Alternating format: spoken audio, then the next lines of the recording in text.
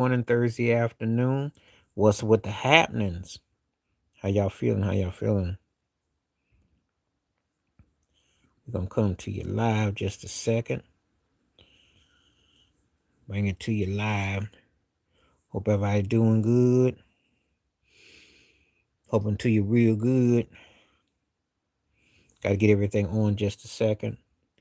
Give me just a moment to kind of like sort all this out.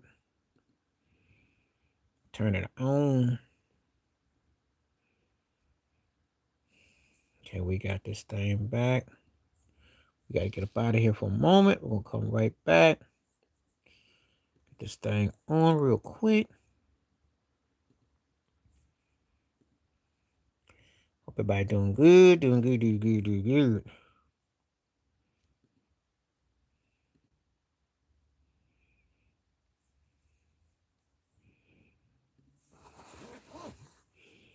Let me get this thing turned on real quick.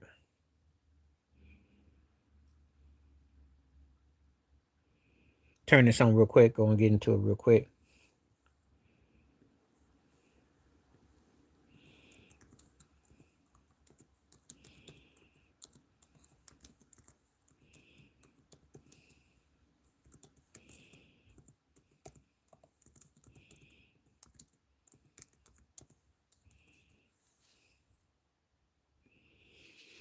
Okay, let me get this thing on real quick.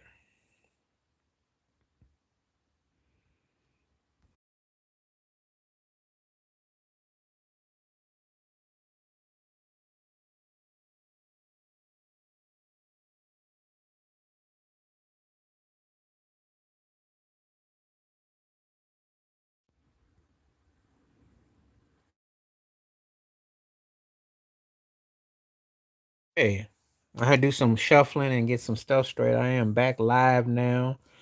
Um, yeah, we coming to you live. Welcome aboard. Welcome to Thursday morning, afternoon, night. Could be early Friday, depending where you are in the world. Thank you for stopping by. Just coming to you live. And the question is about the New York Knicks. They did win game one. And do you think they're going to win the title? I have picked the Knicks to win in six. I think that they're the better team. I think the Spurs are young, and I think Victor Wembanyama has got a chance to be an all-time great if he's focused and healthy. But I just think the Knicks got something. It's something about this Knicks team that the more it looks like it's Jalen Brunson is going to put a lot of haters to shame. I really got a feeling. A lot of people have been doubting and saying, "Oh, you're too small. You can't do this. You can't do that." But I think that they're going to do it. And I'm gonna tell you, Karl Anthony Towns, if he plays like this, he's gonna be kind of compared to Scottie Pippen because you really don't have an answer for what Cat can do. Um, it's a handful. Victor Wembanyama hasn't gotten to the point yet where he has a set low post shot. And I think that one of the problems that I see with him is that if you can make him roam, you can wear him down a bit. I think that I'm not saying the Spurs can't come back and win the series because it is just 1-0. But I definitely saw some things. If you're shoot the ball as much as he did and you got 26 and 12 ain't bad. However, 26 and 12 is misleading because you've got 12 free throws made. You're not dominating the inside paint. And they're not respecting what you about. And this ain't OKC with Chad Hogan folded like a piggy in a blanket. And they make you work with the what Mike Brown has got. They're not playing ISO ball. Josh Hart to me was pretty much the player of the game. He only had 3 points, but he had 15 rebounds. You can't have Josh Finger Hart hitting the glass like that. That's work ethic. That's a work ethic. So it's all about ethics. And I think they're gonna have their work cut off for them. Not saying the series is hardly over; it's just starting. But I think that they are a matchup problem for the Spurs because I think the Spurs are gonna have to figure out a way to combat what the Knicks can do. So I think it's gonna be interesting. What else you want me to talk about? So I did video about Nick Saban. Yeah, they don't like college athletes getting money, especially black players. I wonder why. Trump Was he suffering from? Yeah, he's suffering from something. What's happening? How you doing? There's something going on with that. They're not talking about his health. There's always something going on. There's a lot of different things going on in the news. We can talk about it. Um, just starting off here early today, so we're gonna see what's up. I will be on for at least depends on how many people show up today, because I know some days it's slower than others. So we're gonna give it at least an hour.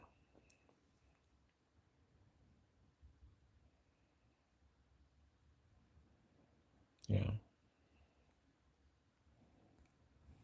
So that's how I look at it.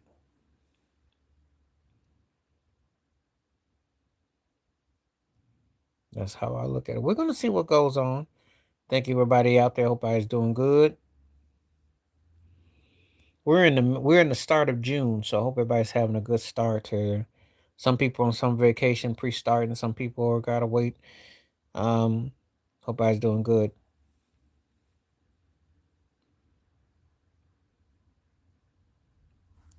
We are fresh today,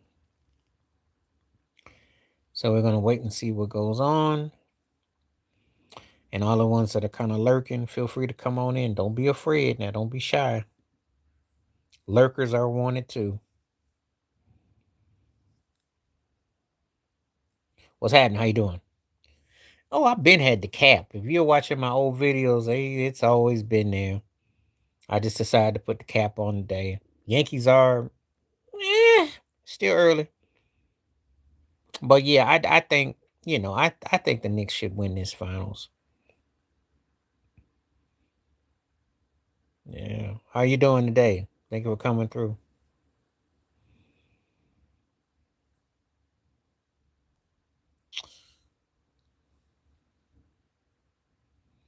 Well, I wasn't surprised that they won. I know I heard people talking about the layoff. I just think that they look battle tested. Like Mike Brown making them what I call is stat stuffing the right way. You know how some people pad their numbers and they stuff stack. They're doing what they're supposed to do. Josh Howard with 15 rebounds is just Josh Hart. Josh Howard 15 boards is exactly what I mean. Because he only had 3 points, but he had 15 boards. And I'm looking at stats like that. See, when I'm watching the Knicks, I'm looking at what they do with assists, rebounds, the other things. I'm watching consistency. OG is scoring 15, 17 a game. It's the stuff that they're doing that this is the difference between Tibbs. Tibbs only wanted them to be one dimensional. They're not a one dimensional team. Last year he had Brunson and Cat just shooting a bunch of threes and trying to wear each other out in long range and taps. Oh, he's tough. He's a punisher because he's got energy. He's cut for the second half. And the thing about it is, he's fresh. Let's remember something. Let's go back to that series against Cleveland. Game one, he came through in the second, fourth quarter. He really didn't have to do heavy lifting in that series because the others were huge against Cleveland. Cat tore Cleveland's behind up. OG went off. Josh Hart went off. Shumpert come off the bench. He's hitting big shots off the bench. Ain't no one talking about that. Well, they gonna blow it up because they gonna it's it's there for the taking. Now, mind you, when Yamba, it ain't over because the Spurs could turn around, but I think they got their work cut out. They've looked like a flawed team that's good.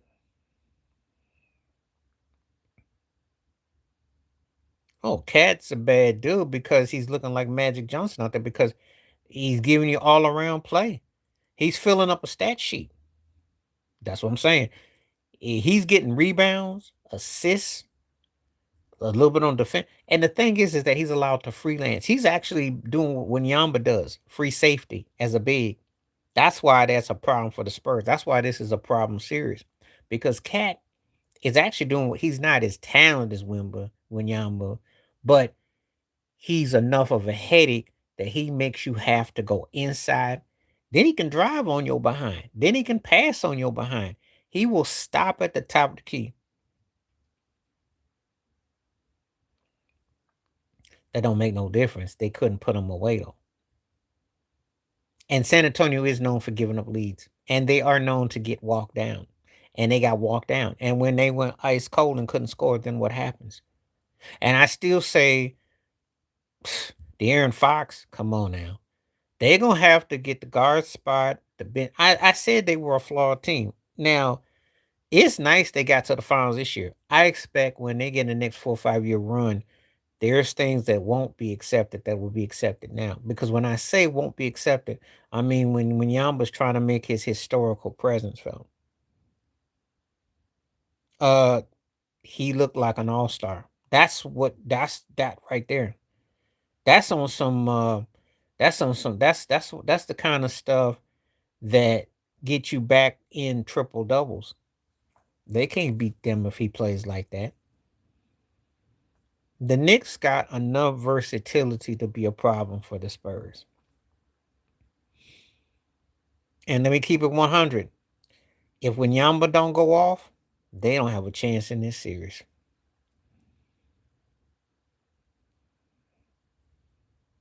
Yeah, I went there and I said that. They don't have a chance in the series if he don't go off. Because he's got to go 30, 35 points. He got to dominate. If he doesn't go off, they don't have a chance in this series because I don't think the guard play is going to be Brunson, Cat, and those guys. I don't. I think the Knicks got enough to offset them. And they're playing with house money. So you steal one in San Antonio and you go back to New York? No. I'm gonna tell you what that is. That's the old Magic Johnson way. No, it hasn't happened, but that's how Magic Johnson could beat you. He's not. Now that's the truth. Because I liked him in Sacramento, and I don't know, and he did. Mike Brown was his coach. I don't know what happened to him. Because I really thought him and Sabonis was gonna be something. And he deteriorated. He had a nice first step, quick, and then his game just kind of that's the reason why he ended up going to San Antonio. Because he just fell out of place to say, I don't know what happened to him. I don't know if he started believing his press clippings or not, you know. But I thought he was gonna be better than what he was. So, you know, I don't know what happened. I don't know what to say about him. But I know one thing. He got to step it up if they want to win. Because if he don't come up big, they don't have a chance in this series. Because when Yamba aside, that's all they really got in this series. No, I'm black. All black. I've never been mistaken for being Jewish. Maybe it's because you see in my the tail part. That's all Afro puff. I never been asked that one before either, by the way.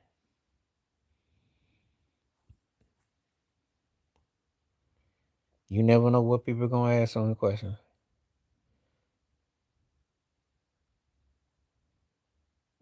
Manuela Lopez. Manuela Pazola Lopez. Okay, I hope I said your name right. Where you coming from today? That's a cool name too, Manuela. That's where he's dangerous because if he sticks around long enough and he can make some shots, and what ends up happening is he draws the defenders on the top. And the problem is that if you don't offset what he's about to do, he gonna take over and give you that 10-piece special, and that's it. They do a 10 run and that's it.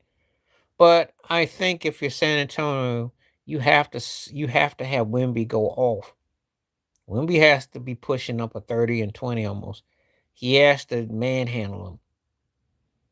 Because if he gets them where they feel plus they got held under 100 points too at home. And that's some old fashioned basketball. And why acquired is this camp? The Knicks defense then stepped up. Their defense has stepped up. They're actually aggressive with the still stripping and the takes. San Antonio is turnover prone. That's why I said this series is not. If you are a Spurs fan, you better hope Wemby goes off.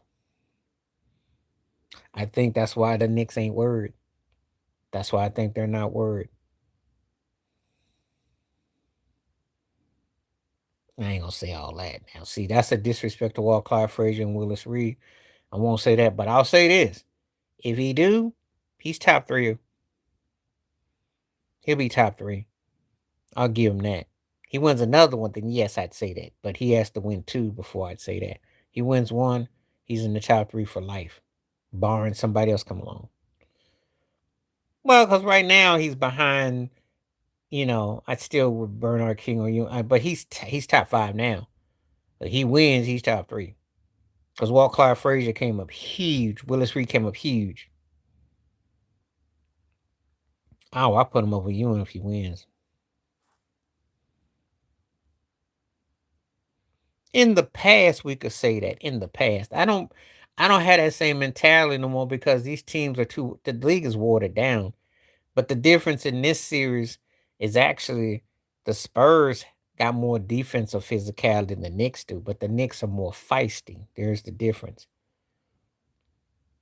I think that the East got more skill today, if you want my honest opinion, because um, OKC was a top rated defensive team. No one, the East doesn't, the East and the West didn't flip flop styles wise now. Used to be noticeable. It's not that way no more. The Knicks can score with anybody. The Spurs are built on more um, physicality. Well, he's behind. I see he's behind Bernard King, Willis Reed, Earl of Pearl Monroe, Patrick Ewing, behind Brunson. How you doing? How you doing?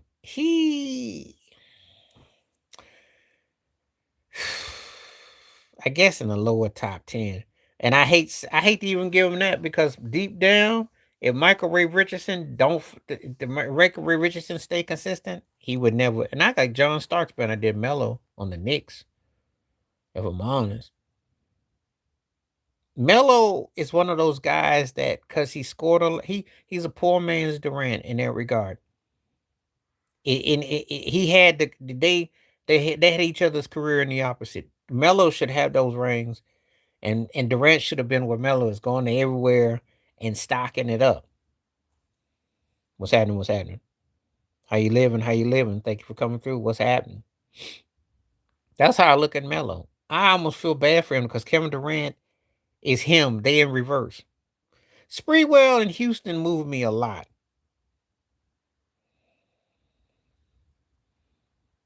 It's one and the same, Charlene.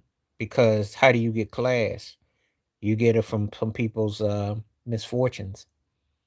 When people talk about classism, you're in a position where you're financially a criteria. Well, think about where you are.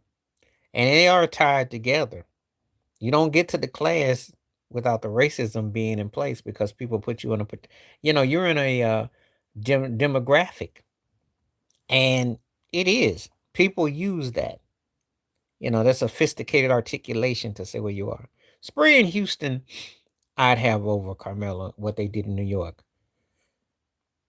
If Spree in Houston had had a Jalen Brunson type at point guard with them, they would have beaten San Antonio, even with Duncan and Robinson. That's why he's top 3 or 4 with me. Those guys were a tag team of the same cut, and they played great to get there, but this is a little bit different here. And Spree was something else.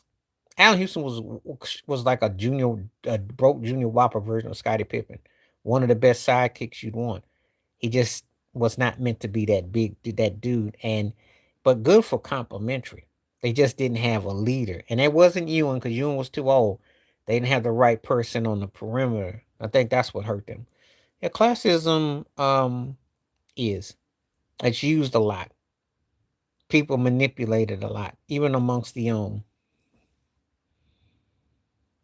It really is. It's unfortunate. People try to use certain dynamics to downplay your intelligence, your capacity, and what you're doing. And it really is.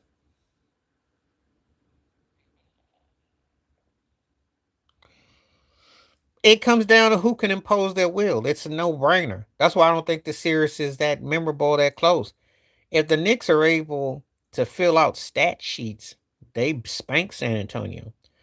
If Vinyamba can impose his will, stretch it out, and those Spurs guards, if Castle comes up huge, or Champagne comes up huge, if Harrison Barnes gets out past Easter and stop dropping the Easter eggs, if they get a balance of De'Aaron Fox, they win. It's that simple. But is it a compelling series?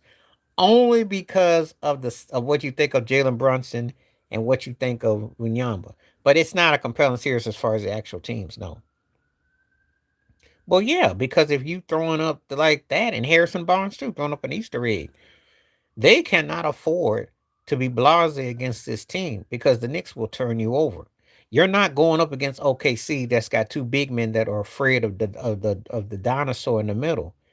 And Chad Holmgren's style, I kept telling you he needed to be the Steph Curry to SGA's Steph. He needed to be the Clay. He can't make shots. You defer. This New York Knicks team is gonna make you work. They drag you to the perimeter. It's high ISO. They drawing everybody out. Then they get backdoor cutters. Then they got size. Then they got bodies.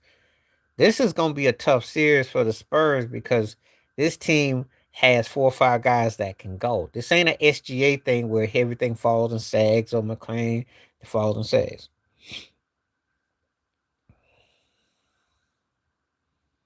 In that order. In that absolute order. Because I'm a firm believer, as much as I love James Worthy, Dominique could have done the same thing if he had the opportunity. Um, Rick Barry's gonna start a wall.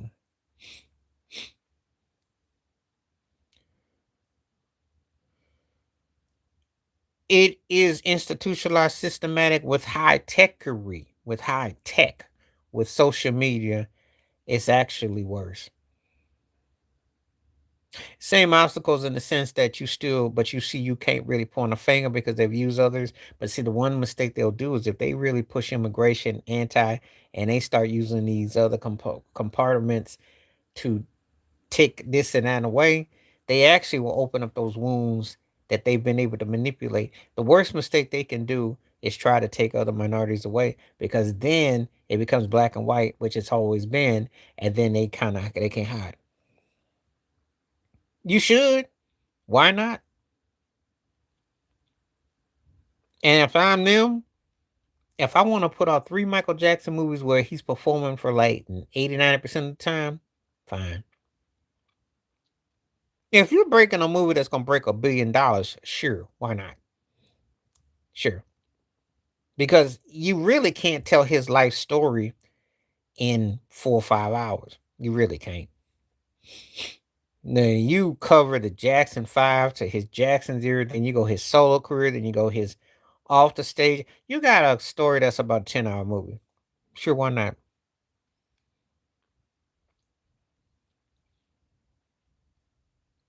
And I think you release it at the right time. The music is timeless. Sure, why not? I got no problem with it at all. Because guarantee you, they got enough footage. They quiet as it's kept, they got enough stock that they could do that easily. And they had 20 or 30% of the movie for part two already done in the can. So they could do it in increments, you know. He's compelling enough of a figure that you can do that with. And you're still gonna rack up crazy loot. Believe me, the Michael Jackson movie won't be on Tubi no time soon. If they come up with 3 movies, 2 more movies.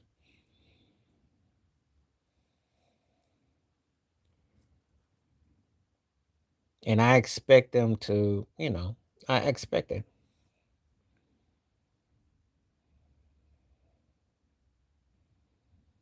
He wasn't mentally stable, you know. Oh yeah, he's got a. I have to look at that one because I have heard "I'm So Blue." I know that was an outtake from the Bad Era, which was dedicated was about Diana Ross. Yeah, you got a lot of unstable out here.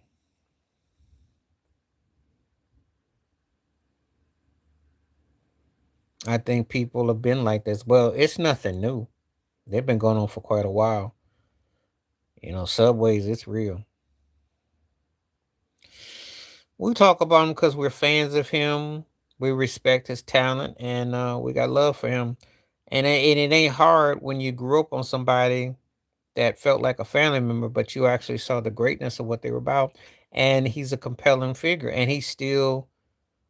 Um, I loved it. I had Toots Tillman. Toots Tillman was on the harmonica because I know Toots is harmonica playing.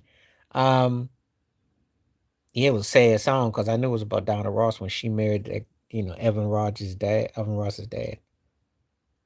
I have no problem with that. I can talk about Michael Jackson as much as I can talk about anything because he was that dominant of an artist in my lifetime, and he was a turning point for. Uh, yeah, I could talk about him a lot. It hits different. I can. A lot of people don't really go into it about him, and we can. I talk about any artist. I don't have any limits about the artists that I talked about.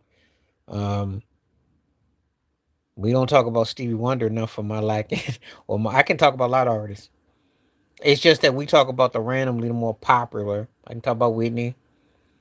And it is you mention an artist. If you want to bring up somebody, you know.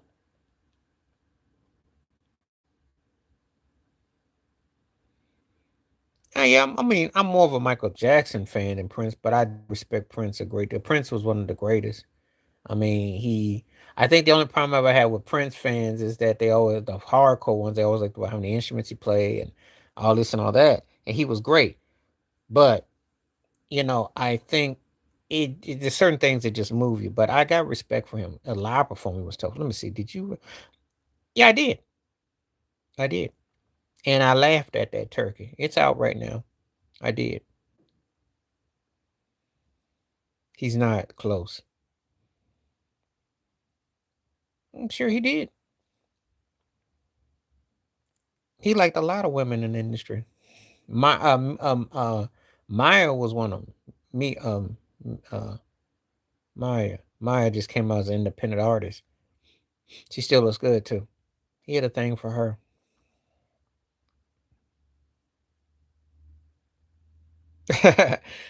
What made you think I was Prince's biggest fan? I did like the cat a lot. I'm like I said, live performer, big time.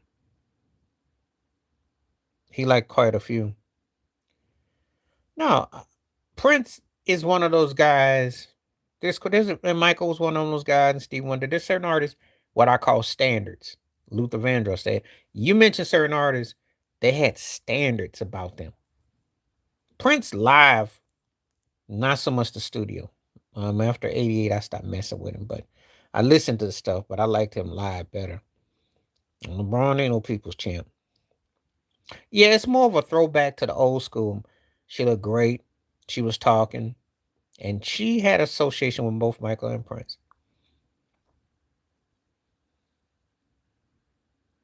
I think Snoop and Too Short are on the record too. No, LeBron ought to be Rich Paul would be shaming himself for that. I think the problem with Prince and me is that um, I'll answer that in just a second. The problem with me and Prince is that he put out too much stuff and he didn't always get his best stuff out. When he was great, but when he was doing too much, he did too much. That the live thing is what kept me interested in him. Because if it wasn't for the stage stuff, I probably would have. If I'm honest, the '90s onward till he died, I couldn't really tell you he was much better than Lenny Kravitz, and Lenny was like 2 tiers below him.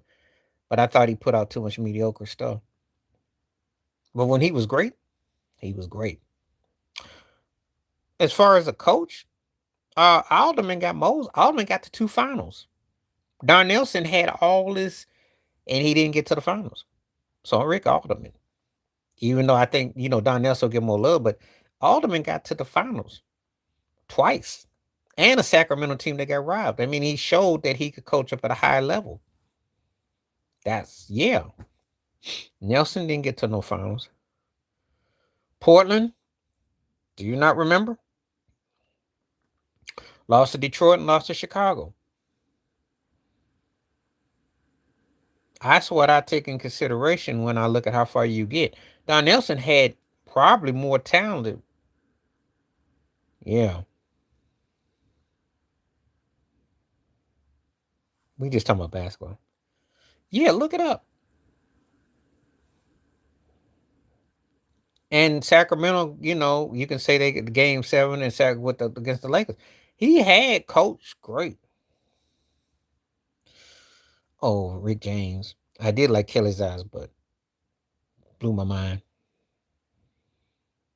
Andre got some songs that I like. I tend to like him more for others though. His production for other acts. He has stuff I did like though solo. Well, it's New York and San Antonio in the NBA Finals right now.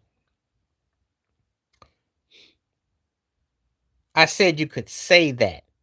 You could say that. There are people who feel that the Lakers robbed them in 2002. You could say that.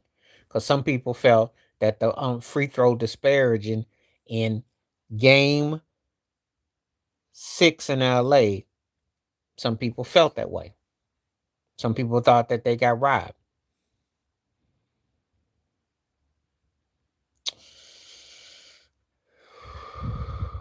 I think I'm going to take Working Day and Night.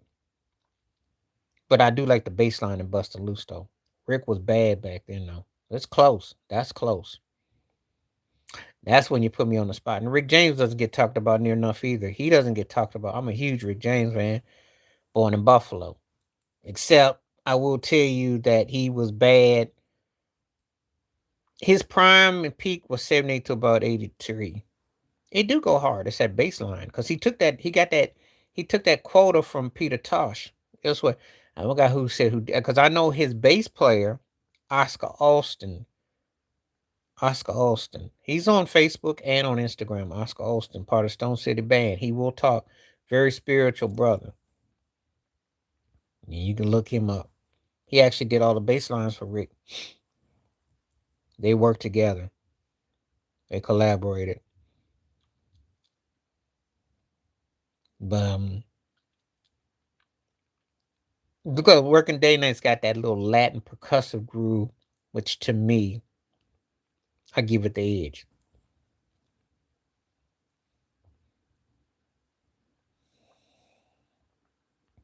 My favorite one? I gotta think about that. That's a good question because I don't usually get asked about him too often. I had to come back on that one. I definitely, just off the top, love his musicianship. But I can't quite think what song I would say right now with him. It's funny you mentioned him. Because back in the day, somebody in my household played him. And he was a groove based cat.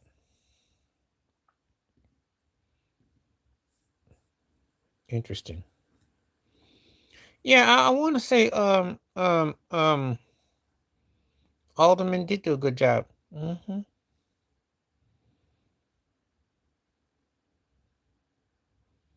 You mentioned Clear. I guess I'll go Clear that edge. I did like their synthesized sound. Funny story about them. They said that Madonna taught them how to program a drum beat. That was in the liner notes. I had that thing a long time ago. And Rick James played on one of their cuts too. I like how you bring up the obscure funk. Or what I call the third tier acts. Because Clear was like one of them third tier acts. But that stuff was still funky though.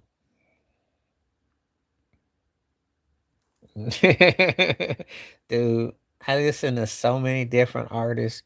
Ain't no brag. I listen to so many artists though. It's like because DJ Quick, remember Tonight? He sampled that was his first hit for Tonight. He took Clear, and I remember Juicy as well too. But he took, yeah, these acts were so. There were a lot of those acts back then that you heard, and LA funk was different than because it was Goldfinger. Even though I listen to Nancy Wilson more, I gotta give Shirley Bassey that. Shirley Bassey bad. Now that's a good matchup right there. Two great tones. You think?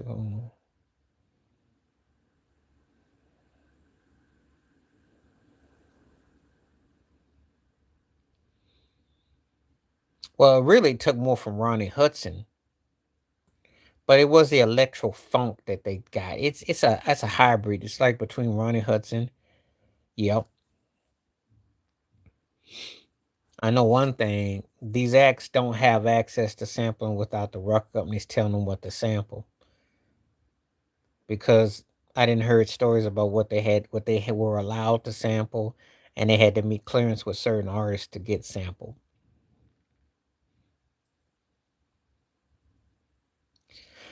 The bop gun yang yang. I remember when that came out. I remember that. What happened was probably by the time Bop Gun came out, he almost became like a cartoon for some because he had those over the top exaggerated. Listen, Jerry Curl Era Cube. I'm gonna tell it like this: 88 through 92, he could do no wrong. Sinead O'Connor called him the greatest living poet at the time. He was bad back then. But by the time he came out, bounce with the Bopgun. When he came out with all that adaptation, that's where he got kind of like, because he was just doing all that, and that's how he rapped. But some people kind of were done with Cube with that. But I dug him back then. I up to 93. He could do no wrong. Mm-hmm. The Bop Gun. Because the problem I only have with that as a musical nerd, smug, is being um, smug is that he got more attention for that than Parliament did. And I'm a snob about that because I think the people who originate that should get the love. And Bernie Worrell and them deserve all that. But, Q blew up with it. Because that's back when that was making everything funky, allegedly. But like I said before, I like the old Ice Cube. As far as what? Versus them as far as what? You talking about beauty? I think they two different types of beauties. I think Amon has that um it's like Cleopatra, and Beverly Johnson's got that Martin. Two distinctive types of beauties. If she gonna say something, she ain't gonna never tell the truth though. What she gonna say? She gonna tell the people that she slept her way to the top. Oh, if you're going by that, it's gonna be Amon. But Beverly Johnson bad though. But Amon carries more weight though. She ain't gonna tell the truth. She messed around with Mick Jagger before she blew up. How she pretty much, you know, industry doormat. I don't think she gonna tell the truth. She messed with Jelly Bean Benitez. How she, with her producers, Parliament. Now, you won't play that game? Come on. Look, I like Lakeside. Lakeside is one of the baddest synth-based bands without using horns. And the old school Lakeside, that's a tight band. But they had what I call about 6 to 8 to 10 jams. P Funk about 20 30. It's levels to this. P Funk was a better band, better songs, you know. But I do love Lakeside though. Don't get it twisted. I like Lakeside, but P Funk and a blowout. And there are tiers to this. Lakeside's not on there. Lakeside's not in their area, quite in their area code. Lakeside is what I call high second, and they tight. But P Funk, that's another level. 56%. Okay. The voting is going on. Can the Swirling already go? They better win game two. It's not about can they better. Because if they lose 2 games at home, they're not going to come back to San Antonio. And they have to find a way with Wanyambi. I don't care if he's got to touch the ball every possession. They cannot afford to let him be out there like a deer wandering. See, this is the only reason why I was reluctant about them making the finals this year, because I see how flawed they are. They lost a game to Portland. They should have swept them. They lost 2 to Minnesota. They should have beaten them 4-1. And they went 7 against OKC. They should have beat them in 6. They've been giving up a game every series. That tells me a team like that is going to get caught eventually by a team that can catch them. You see? And I just don't think that they are showing me a chip team yet. I do see them winning 3 or 4 rings when Yamba gets the right situation. Because I like Johnson as the coach. I just think they got to make some tweaks. And he's got to get a set shot either with a sky hook or a dirt type of shot. You can't be standing there shooting them logo threes and then get 1-0. Because they are ISO team. And everything is predicated to stand around. Yep. And you remember how Jaylen Brown went off? If Brunson doesn't get MVP, it's gonna be Cat show. And Cat's looking like Scottie Pippen. See, I'm gonna say it like this. The stat sheets is what I look for when I look at the Knicks. I'm looking to see how many rebounds or assists so-and-so fill in the blank. And Cat is filling up a stat sheet. Josh Hart filling up a stat sheet. OGB. If they play like, and Brunson too, if they play like that, you're not beating them. This ain't the Tibbs era. This ain't Tibbs. No, well, at the time it made sense. First of all, let me say this. If Julius Randle feels like playing, he can look as good as Cat because he can score. But he got to feel like it, his attitude. But he ain't really the problem with the Timberwolves. The problem with the Timberwolves is that Rudy Gobert don't score no points unless he play against the Lakers. And the guard play, Mike Conley too old. They got the same problem with Ant. They're killing Ant with the guard play. They're killing them with the low post. They're not getting easy buckets. And when you are constantly falling into the same traps day in and day out against teams who know bread and butter, you asked me why they match up. They're a problem for Denver because Jokic is slow and they can slow it down with them. And Aaron Gordon, they can kind of that almost evens out. But against OKC, they get exposed. They slow and they soften the glass. Yeah. Look, the Spurs can hang in this series. The problem that they're gonna run into is can they get their bench up? Can they get consistent play? And will they be able to put them away and how they survive a run, you know? Yeah. And that's all it takes. That's all it takes right there. That's all it takes. Because the Knicks let them stick around and then you start to, and the problem is that San Antonio is already turnover prone. They're gonna look to shoot. When Yamba's trying to be an all-around player, which is great, but he's still young. And like I said before, you'll see what I mean. He gets 25 to 29 and he's motivated and focused, and that's a different era.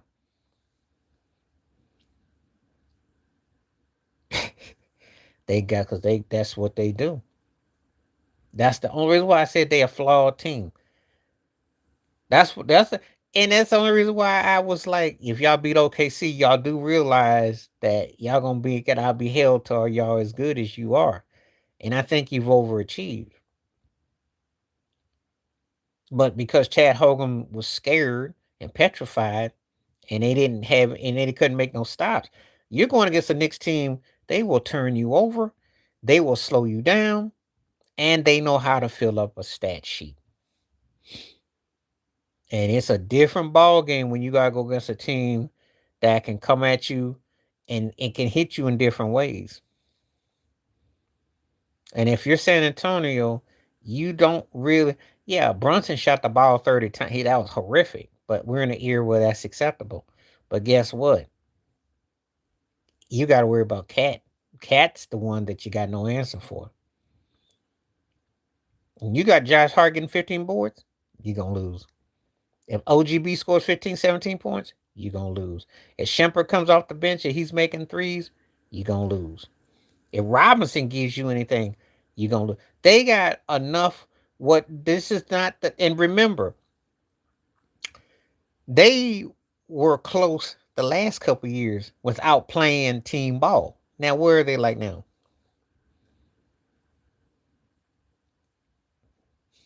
Well, it's not his shape. It's the problem is it's his mindset. But see, if he stands on it, what happens is the guy like Cat, this because Cat doesn't have any pressure. Cat is the worst situation for San Antonio because he can roam around and he'll look like the all-star. He'll look scary.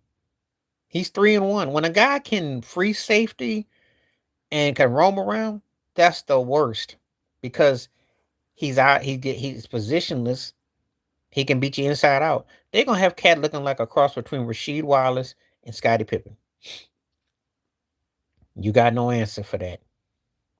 That's not to say Cat belongs in the conversation with those two cats, but he gonna look like those two because he can go.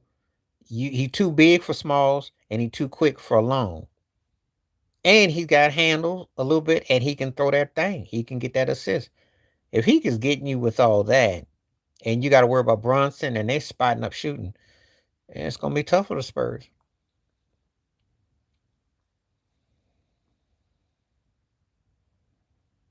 I think it's the championship to lose because I just think they match up well with them.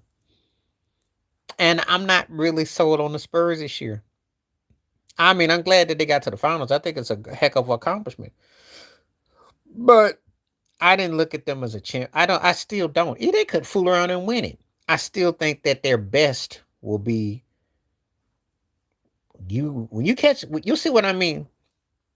Look at Wimby when he's 25, 26, 27. You look back on this. You'll see what I mean. It's like what Tim Duncan. It got scarier 5, 6 years later. Once the seasoning kicks in and he got the right components. Now, I'm gonna tell you something. If Winyamba had a Tony Parker or a Ginobili right now, they win this series.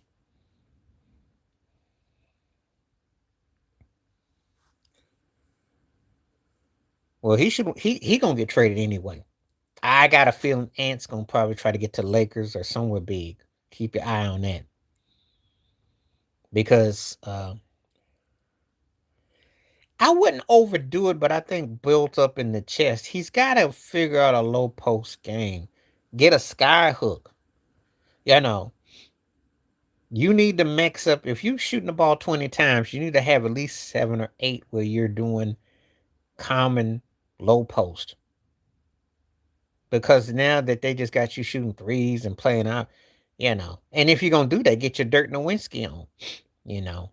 But I think that he's relying too much on almost gimmicky. But that falls into the Knicks' hands, I'm telling you. Because if you give them long rebounds, they're going to make you pay. You turn that ball over, they're going to make you pay. New York is what we call, it's like a boxer who hits you with body shots. They're not going to beat you with a lot of, quick jet. They're going to hit you with body. And that's all they got to do.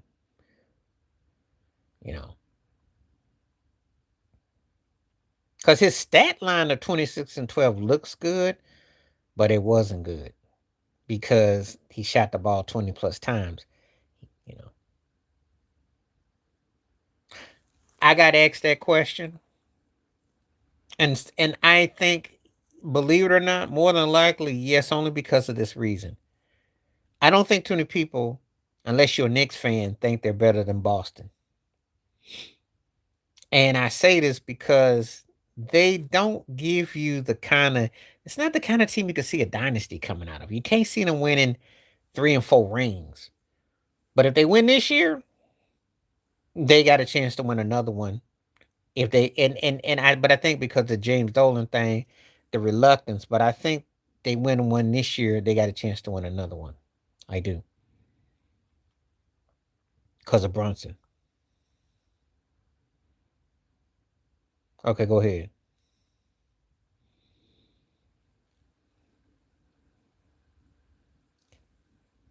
And I do have video requests. I have people who've submitted requests and stuff.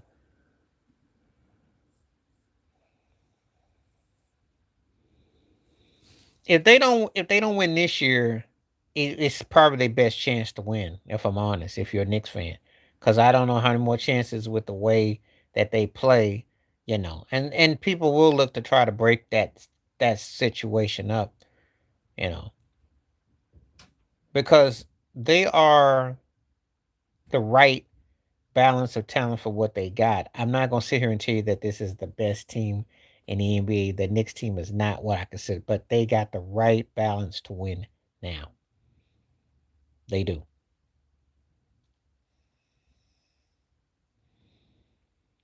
That's what it comes down to. Sometimes you just have the right pieces at the right time. Doesn't mean that they um gimmicky. Mm, mm, if you got a concept for it,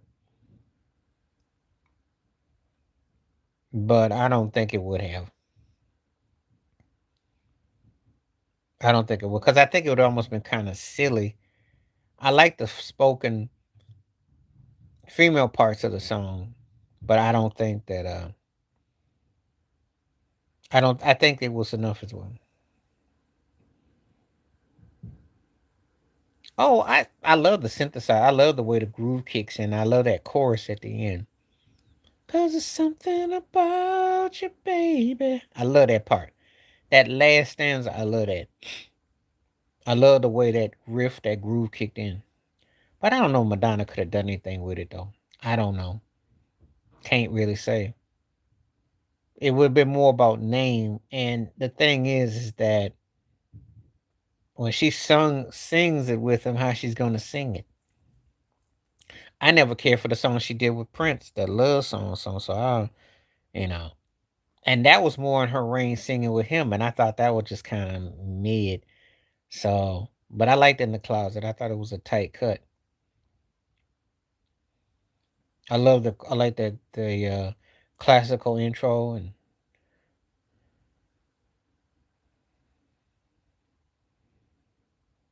Michael Jackson.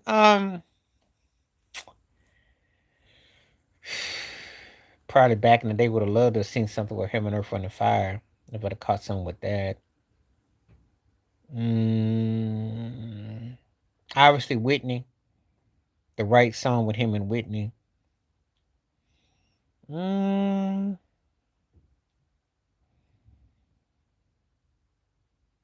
if I had my way with it with Michael, probably was something I would have been curious about the one with Roger Troutman. Curious about him and Rick James. Curious about him with the Jazz Crusaders or with the Miles Davis. Something different. Live in Color would have been interesting too. It was politics. Clive Davis said no. The powers that be said no. Sierra was around because Barbara Streisand was the original choice. So it was going to be a big situation, and they said no. So Sierra got it.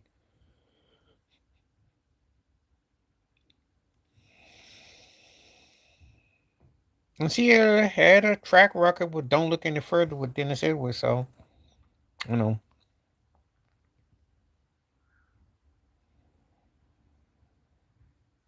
Cedar had a nice little run.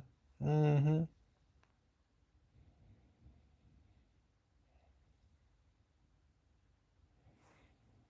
Well, Jermaine and her were messing around, yo. In case you don't know, They did that was on her first record. She was signed to Rista. There's a lot of politics in the business, and there's a lot that goes on. You have to get clearance, or you have to go ghost to work with certain people. You don't just get to work with who you want to. They owned you. That's why if you ever read album covers back in the day, they said courtesy of. You don't get to just jump on somebody unless you do a ghost or they distort you. But that's what's up. The industry is done that way. They own. You don't get to just hop on them without permission.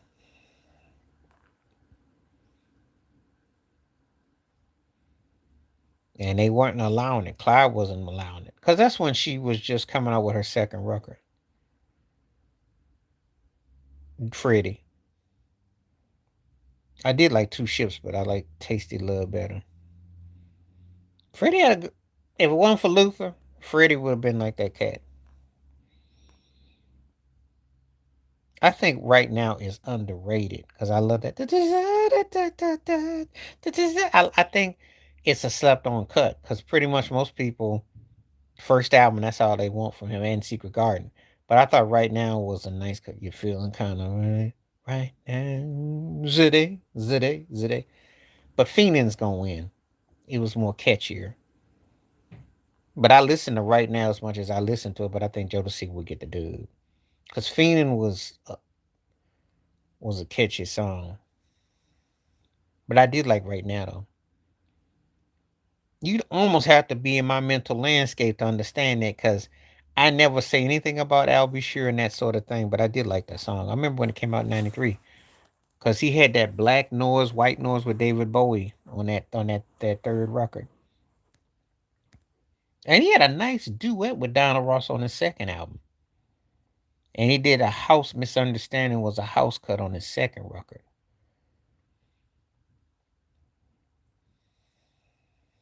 He'd be bigger now though. He was big when he was out for a minute, but he been bigger now. I'll be sure. But Fiendin' was catchy though. I like that track. You got me fiending. Uh, but I did like right now though. 60% saying yes. Okay, I got some New York Knicks and New York people in the house. I don't think that they commercial, and I think that again, the H Towns thing was big, but it was almost like regional. Like they had hits, but they didn't get the same push as Silk or Jodeci or Boys to Men. And before all the white boy groups came out in the late '90s, is all the black ones at the start of the '90s, and you had High Five, you know, it will be.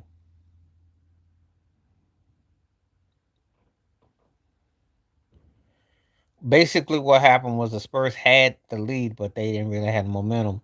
And what happened was they could never uh not they let the Knicks stick around.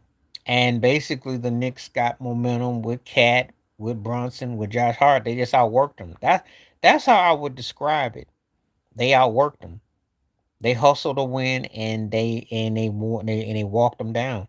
It wasn't so much that the Spurs went per se all cold. It's just that they got outworked. And again, when I look at the Knicks, I look at the box, the stats, and I look across the line. And that to me is like a progress report because Mike Brown must have emphasized, I want you guys getting rebounds, assist blocks, hustle plays. I want you to fill up the stats. Not where you just shoot a bunch of shots and score a lot of points. So, mint condition is going to start.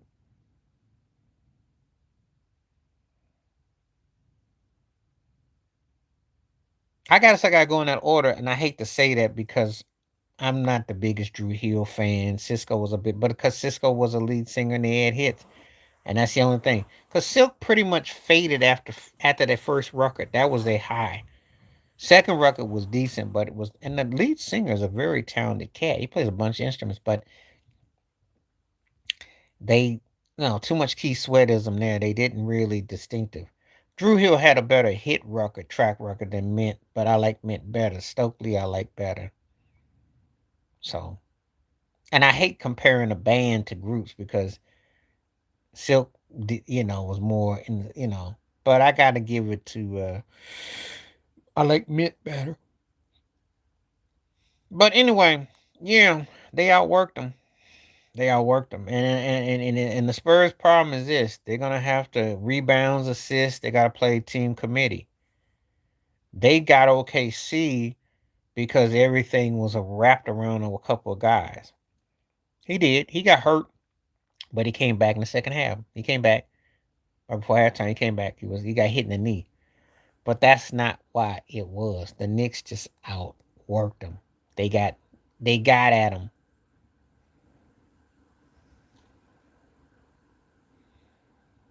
And if you're a Spurs fan, you got to do a better job of playing 4 quarters of basketball, getting everybody involved, making sure your bench is accountable. You cannot afford to be cute. And when Yama's got to dominate, if you're gonna take 20 shots, you better score 40 points. Because if you only score 26, you're not doing your job. You're not. Oh yeah, he's tough. Of course, he's too far along now. This is the finals, yo. This ain't like game 4 of the season where you'll take a week off. Shoot, this the finals, yo. Because you may not ever get this chance again. And he's going to make it count.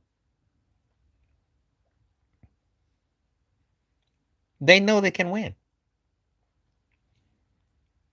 And the turning point was the Atlanta series when they were down 2-1. And they stopped all that hero ball. And I don't know if Mike Brown got in there behind and say, look, excuse me, he can win a game or two. I can't say he can win a series, but he can win a game or two. I don't think he can win a whole series, but he can win a game or two, especially when he's back in New York. But they're actually they're more, if they get you on the road, they going to get you at home. That's the reality.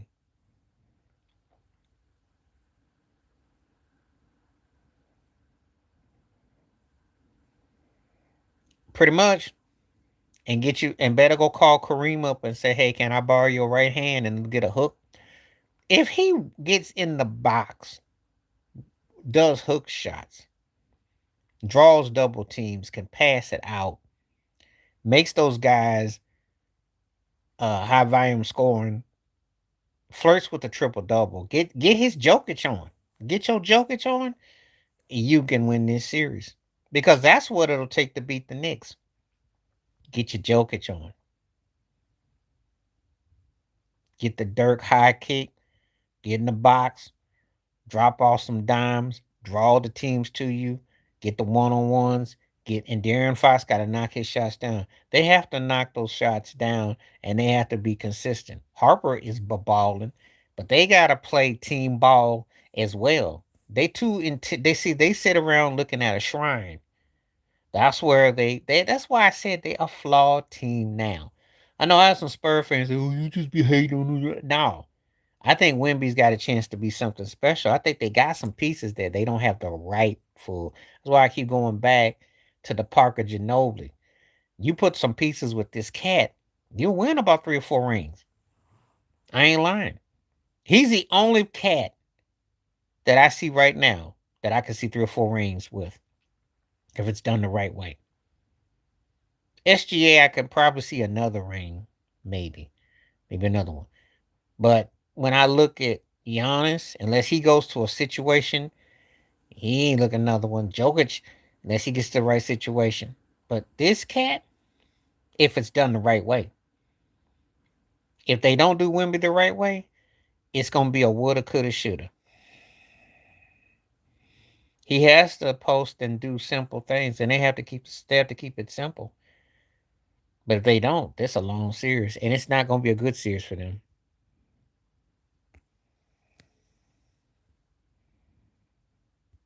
What I got.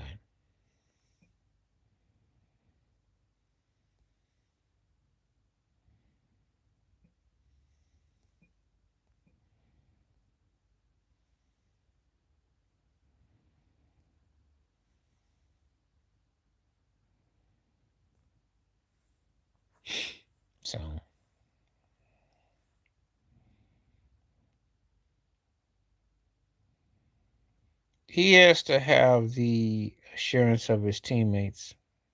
Hmm. He is, because you got to go out on the perimeter with him. He chases you, and he can knock that shot down. See, Chad Holmgren's whole game is predicated on a mid-range jump shot, but too slow.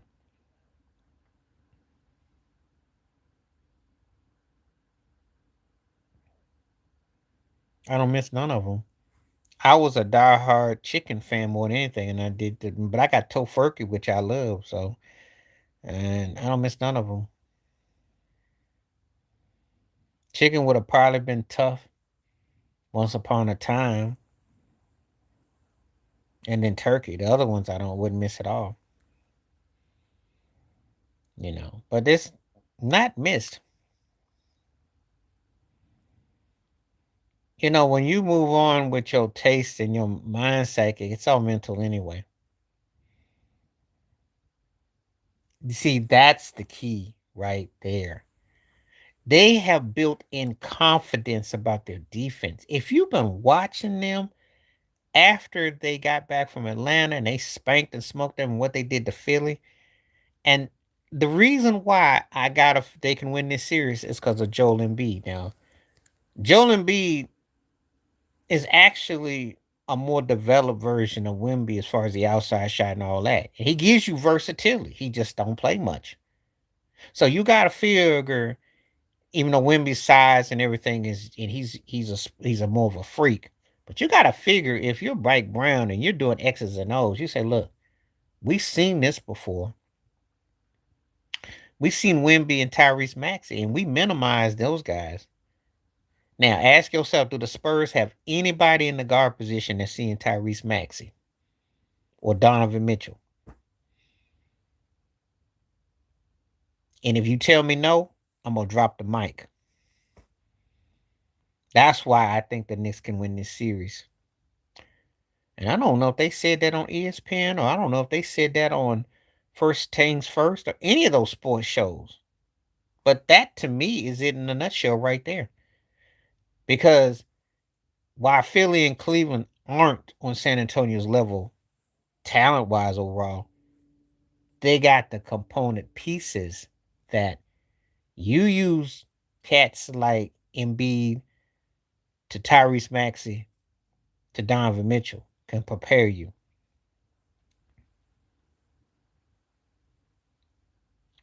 Now, I'm not saying San Antonio can go out there and beat them up if they do, but they do it. That wasn't a surprise though. Ronnie Jordan, come on, ain't no Kenny G played one note for 40 minutes, which got in the Guinness Book of World Records. He was actually good if you remember him in Barry White's Love Unlimited, but come on now. Groundbreaking. Well, I guess if you play the same note for 40 minutes, you are groundbreaking. They came back against OKC because of what? Because OKC is a one dimensional team. If you let SGA go to free throw line and score, and you let Caruso guard play, OKC never got easy buckets.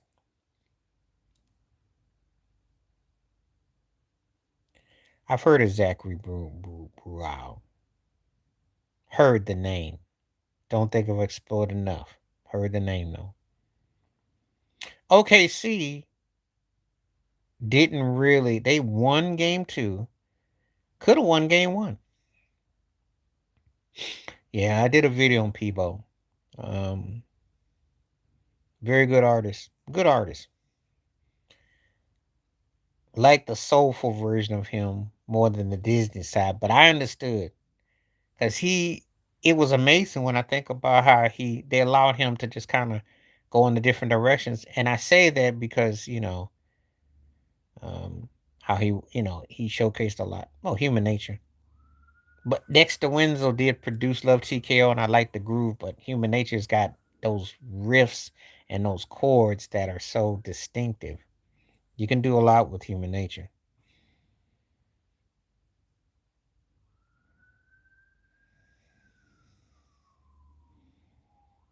Human nature is one of those spot on songs that just blows your mind. Foster Silver's very talented cat, and I got much respect for the Silvers. Yeah. He played on he produced on Janet Jackson's debut record. Um Young Love. He was playing. Mhm. They're talented family. Mhm.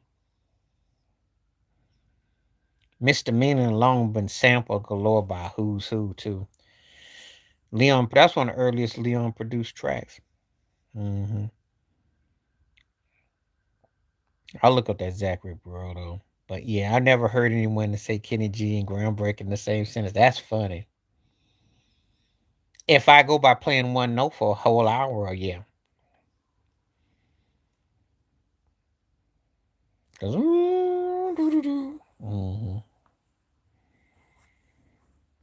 Liberian Girl. The only thing about Free was like a precursor to Purple Rain. If you listen to the chord, because he did this echoey thing, when he was singing like he was like at Woodstock or something. But I never really cared.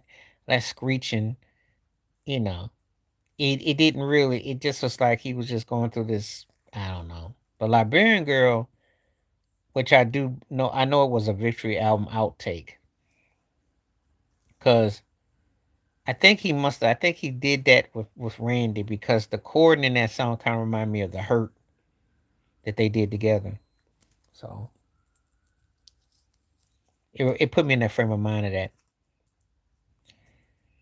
and it could have easily have fit in with that concept. Michael was listening to some bass, some of the certain things. It was interesting because some of the music had, because Centipede has got that same kind of groove in there too. There's certain type you listen to it, you know what I'm talking about. But yeah, Liberian Girl though. There were songs on the 1999 album I didn't care for.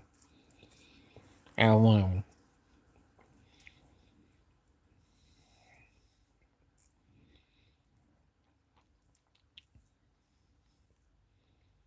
Prince and all patriotic. Prepare to fight for your right to be free. Yeah, nah. But that's part of what he does. Like I said before, well, I give Michael the edge on that one. And I like how MC Light flipped it for, she used it on and on for her thing, sample song.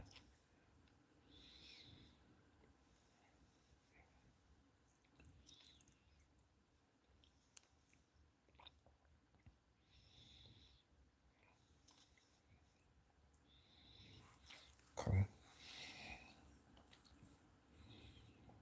All right now.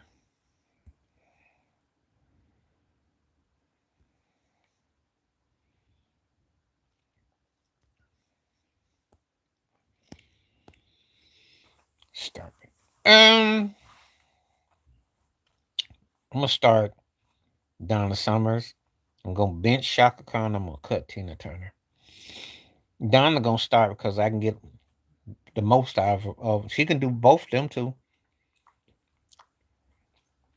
I think Tina Turner's a live performer is in that higher, but as the studio stuff and all the stuff that I like, Donna Summer got the edge. Shaka, because if I combine the Rufus and Shaka Khan, and I got to go that way.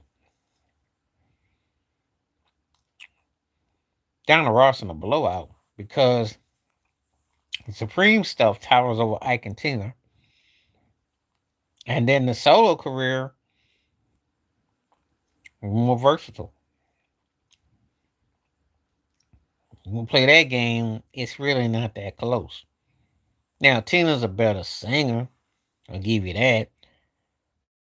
She had a bigger hit in terms of once they were past 40, you know. But if I'm going by, you know, Donna Ross got her beat.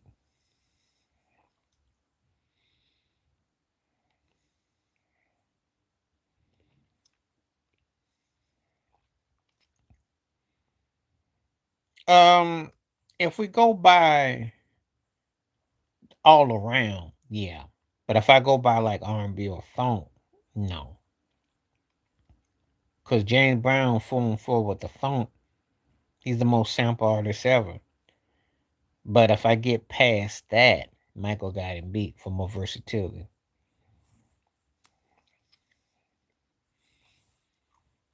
James had power ballads and funk songs, but he beat you with a 1-2 combo. Michael got like different intricacies of his music that tapped into a wide range of styles. He could do James if he wanted to, because Can't Let Her Get Away. I can't let, I can't, because that's a James Brown sample. That was a groove in there. New Jack style. And that he could do. James didn't have anything we eventually did. Um, because which one was bigger, Lady Cab Driver? But I do love Sunset Driver though. And I'm gonna tell you something. Funny you mentioned that because that predated Prince's sound in a way. Sunset Drive was an off the wall outtake. So if you didn't know, um, you think they had something going on musically together because that did predate that. But Lady Cab Driver was the Minneapolis sound. The way the programming, the groove. That's when Prince was in his element. The vocals was but Sunset Drive was a. If Michael had gone more R&B funk, but he wouldn't have been as big as he with the versatility. But Sunset Driver was a cold cut. It had a cold groove,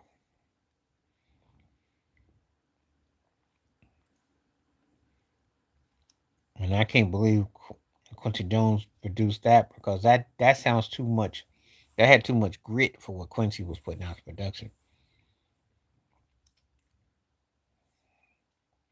Jerry Hayden and won the horns on that one. I'll say this: I probably listened to Sunset Driver more, but Lady Car Driver got it beat.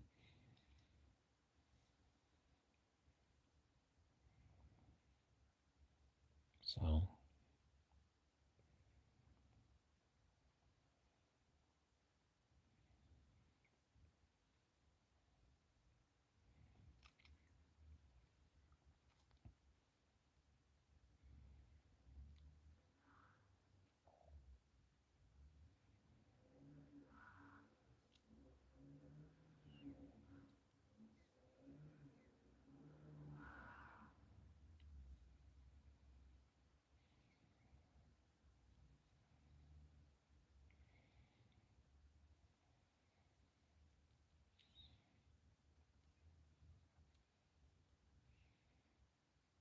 that's how I look at it.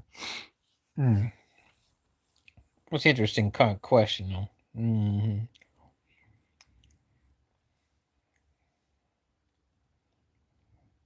Lady Car Driver was tough though, just like DMSR.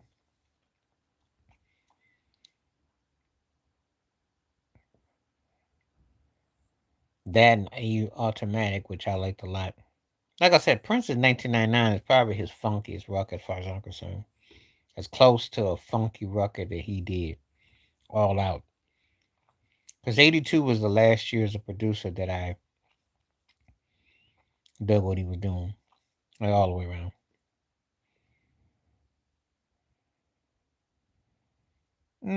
I can't say that. No. You talking about Prince's leftovers? No, I can't say that. I would have probably have thought that once upon a time. But again, you see, the problem with Prince is this. Had he stopped in the 80s or stayed at a level, I probably would have thought that. Cause but it didn't really hold up like that, you know. And unfortunately he put out more material actually onwardly and this wasn't the same. And if sometimes, in fact, it felt like a body double impersonating him because it just didn't have it. Just put too much out. But his, Michael's,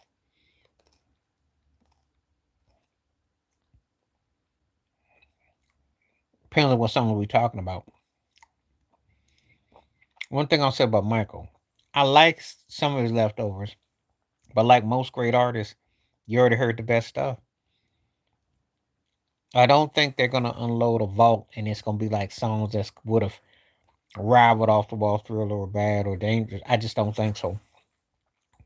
His vocals will be great, but will it make the songs great? I don't think you're gonna get that kind of stuff. He'll have stuff that will vocally sound better or maybe this or that, but I don't know if I can say that it'll top, no. Because it depends on what you consider his leftovers. What I've heard from the vault, it's not bad. It's cool, and some of it could have been, you know, but did it knock my socks off per se? No, we're not like that. Not like that.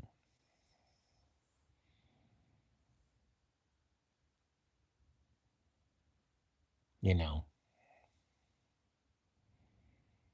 he had some stuff that um was good, but he would have probably have had a Key Sweat career, which ain't nothing to sneeze at, but he wouldn't have evolved.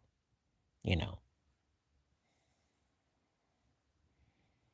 or he could have been like an R. Kelly situation where he put out that work and it was tight, but it didn't get to that next. So, and he could have been like Usher too.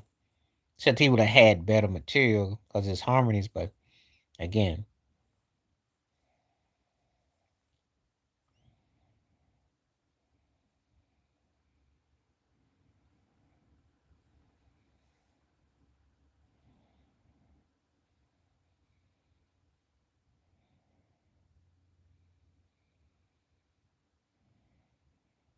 so it all depends on what you want.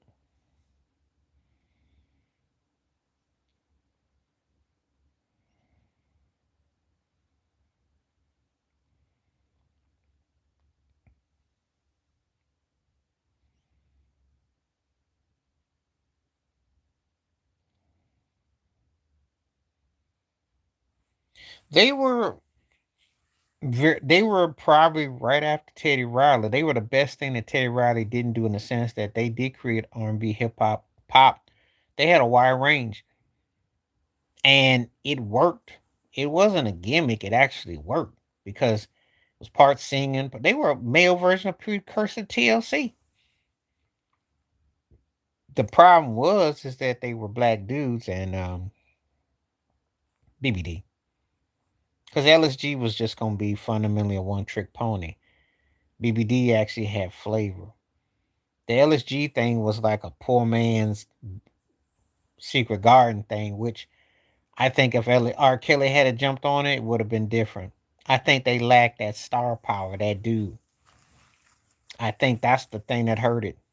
They needed to have a guy like a Kelly on there. Because Teddy Riley and Aaron Hall felt like they were working in a company. They were under the same roof, but it felt like they were in different plants. And we never got the true story about who all did what on the Rockets because Aaron Hall was the big time instrumental to Teddy Riley's thing. He was the Scottie Pippen to Teddy's Jordan, except Aaron thought he was more than he was, and his solo career didn't have much. And Timothy Gallon, what did all Timothy Gallon do? I think because the first album was so dominant, and the second album felt contrived in a lot of ways, and they had some hits, you know. Yeah, I got all three of the records, and I had the hits too. And I did like dancing off the last record, but I think that ego got in the way, and we never did get the proper. I'll tell you a song that I like was Long Gone, which was on the second record. But Teddy Riley's non-singing behind wrecked a good song. He had Aaron Hall doing the chorus, which cracked me up. I'm like, You got to be kidding me. Yo, nah, sometimes I feel I was laughing, I was cringing. Teddy's ego got the best of him, as usual. His ego gets in the way. And Aaron too. So, um, I just think that I understand what you're saying. I agree. Cause Blackstreet got more out of what they did, but I thought Guy was more, had more going for it. But Teddy being cheap, arrogant, smug, mm, mm.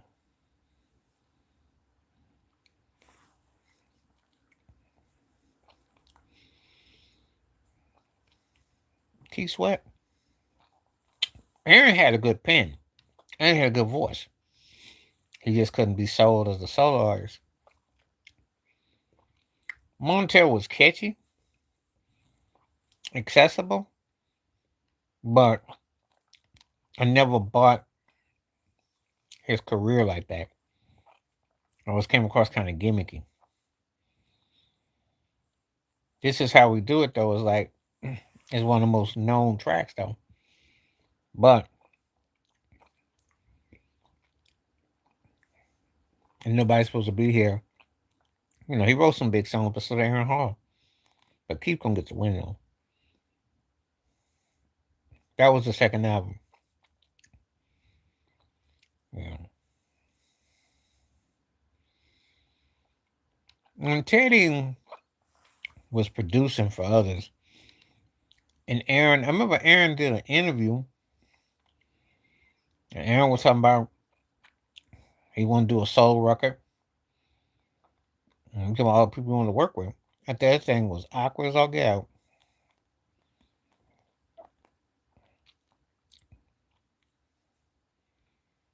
Sweet sensation. Yeah, it's just your opinion because competition was G back then. Mm-hmm. We all be entitled to stuff, but you got too much competition back then. That's what that was. Female artists, male artists. Mm-hmm. Sorry. I think that came out in the early 80s. You ain't getting no love over Evelyn Champagne King. You ain't getting no love over Stacey Lassall, Angela Bofield,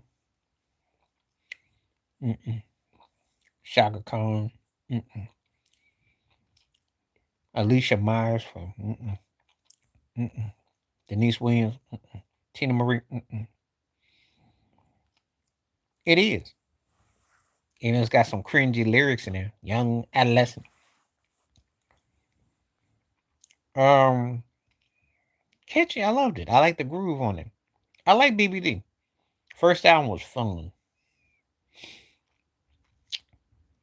Jimmy Jam and Terry Lewis told them they should form a trio. Smart move.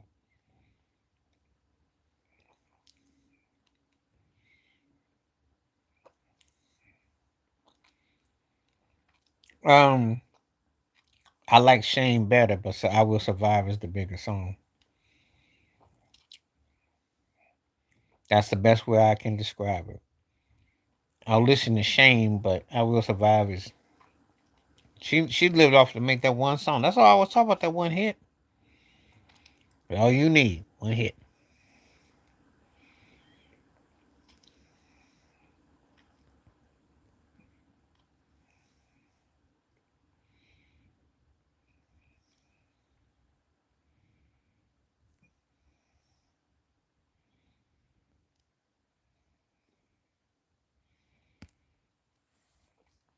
You know. See, when you ask me a question, I'm gonna tell you the one that's bigger and the one that I like better.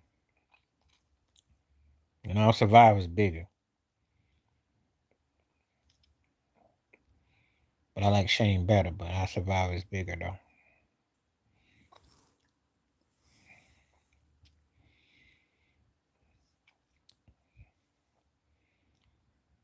And there's a difference of opinion with what you got, but that's how it goes.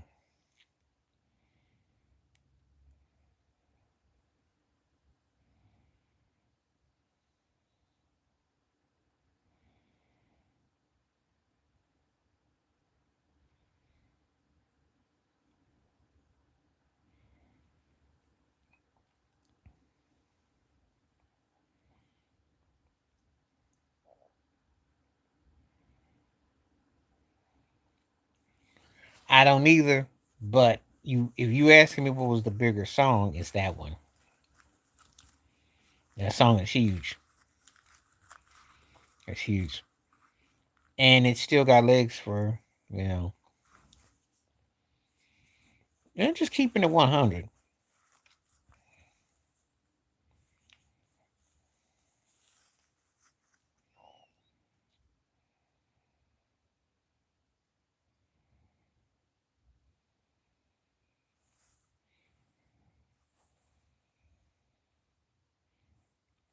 No. No. Guarantee you. For first of all, not as long as Jerry Reinsdorf is the owner. Um,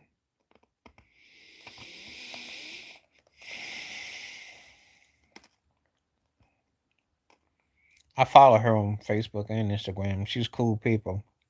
She's real cool. She'll talk to you too. Her husband plays guitar in her band. Real cool. Been through a lot. She's an underappreciated percussionist. Still got that boogie.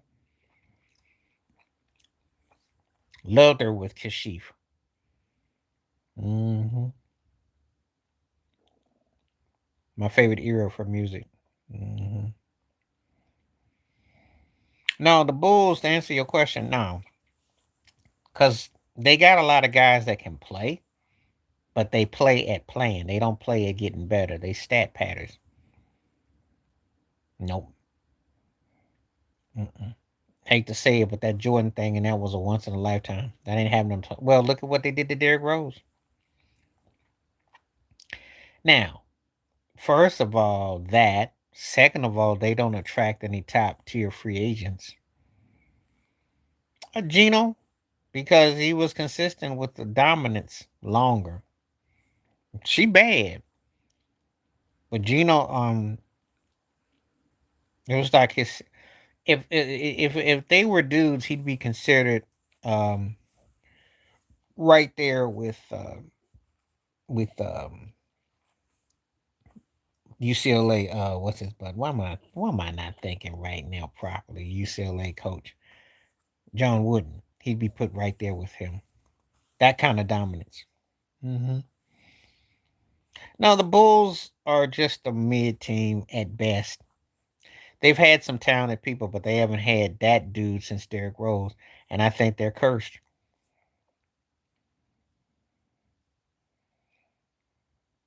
Yeah, because you follow the Mike D'Antoni blueprint and how that turned out. You want to go 7, 8 deep, and then you wear out your 3 or 4 players, and they're spent. And you're seeing all Mike Brown is doing. When you look at the box sheet, right? Look at what Josh Hart's stats. Look at Cat's stats. Look at across the line. That's the difference. Not this jacking the ball up 30 times and playing 40 minutes and trying to just outrun everybody now. Shoot.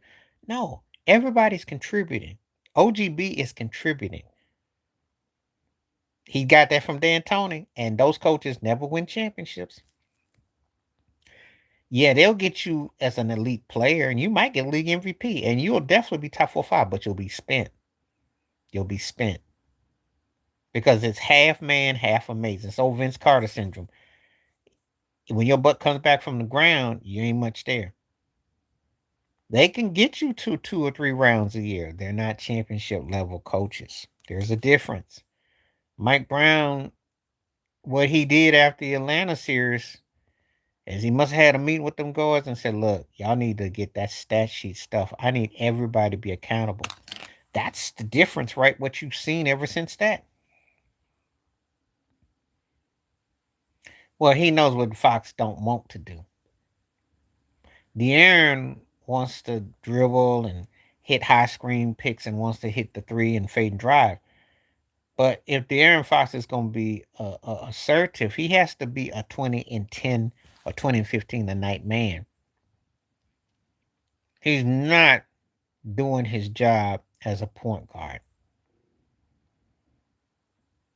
You can't bring Stockton and Malone back, but you can make it look like you got Stockton and Malone if you know how to utilize it.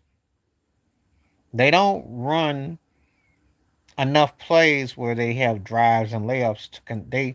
They're so busy trying to hit that three ball. They're trying to find a sweet spot. They play like volleyball. That's the reason why this is a tough series. If the Knicks beat them, it's going to be because they play right into the Knicks volleyball stance of the long ball, long outshot three. And they're not looking, they got to look at the stats. If I'm the Spurs, I cannot let Josh Howard get more than 8 rebounds in the game. We're not winning. OGB can't be having 15, 17 points a game. We're not winning. You know, it's one thing you got to deal with Cat and Brunson, but when the others are doing their thing like that, you're not winning. Shumpert coming off the bench hitting them threes, you ain't winning. This ain't OKC. You know, because these guys can all shoot the perimeter. They can drive on you. They can fill up a stat sheet. And that's what I'm trying to tell you right now. So Wanyama's going to have to be greedy and try to go for 30, 35, and 15 and 20 boards, 3 or 4 blocks, 3 or 4 steals, 3 or 4 assists. He's got to fill a stat sheet up. If he don't fill a stat sheet up, they don't win. They got to try to make the game half court. The problem with that is that the Spurs don't have the guards to make them pay if they have to just slow it down. See, so this is why it's New York Series to win. So I'm telling you, and Mike Brown made adjustments after that Atlanta series is what I'm seeing as a blueprint. And like I said before, no, Wemby and no, come on now. You ain't got nothing out here that's beating that Bulls team, okay? Stop. Stop. First of all, Cat would be contested by Rodman, okay? See, when Wemby gets like that, Rodman would love to chase him and bump him, and he would. Pat him on his head, pat him on his behind, and make him crazy. That's what they would do. Jordan and Pippen would love to have where they come on the out. They wouldn't have much to worry about with this team because they could score. The one thing about the triangle is that you played without the Rock. Heavy D's the better artist in a blowout. But Coolio is going to get more impact because he crossed over. Coolio was actually a decent rapper before all the crossover happened too. But he crossed over big. But Heavy D moved me far more. Far more. My diddly diddly diddly diddly D. I think Heavy D's one of the most underrated MCs because he was versatile. He became the rapper that everybody went to for the pop hooks. That was unheard of. But he became that dude for Michael and for Janet and for a lot of guy stuff with Teddy Riley and for Al B. Sure. I mean, he did a lot of that. He was the hook cat.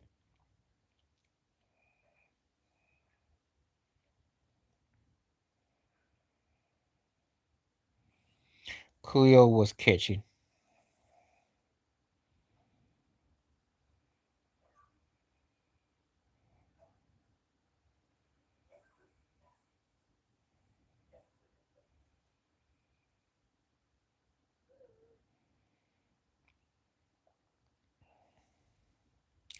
I'm going to start LL because LL to me belongs in the top 5. I'm going to bench. Oh, let me think how to do this. I gotta I gotta bench Will Smith, and I gotta cut Heavy D, and I'm gonna tell you why. Because Will had the career in a group and solo. Heavy's thing was all predicated with Heavy D and the boys, and I listen to Heavy more, but you can't deny Will is one of the most important rappers, and he had a solo and a group career. And if we don't, use his success career against him, he's not as deep as LL, but he's legit. Oh yeah. If you like Taylor Swift, you love ONJ. She was cause hopelessly devoted. Have you ever been mellow? I liked ONJ a lot. She had the soft rock, pop, and country, adult contemporary thing going all at once. I liked her voice. Physical's the only thing I cringe at. Some of that stuff I saw Xanadu with her in ELO, but I like she had nice light pop. You know, it was cool. Hopelessly devoted to you is one of my slow cuts I like. I liked her tone.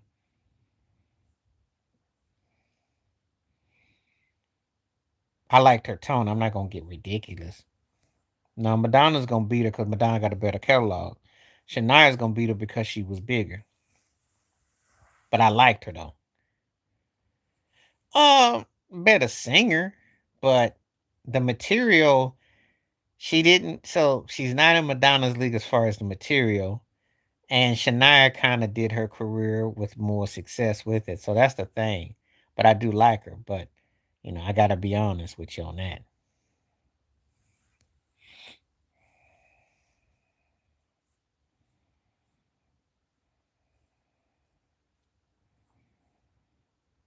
You know,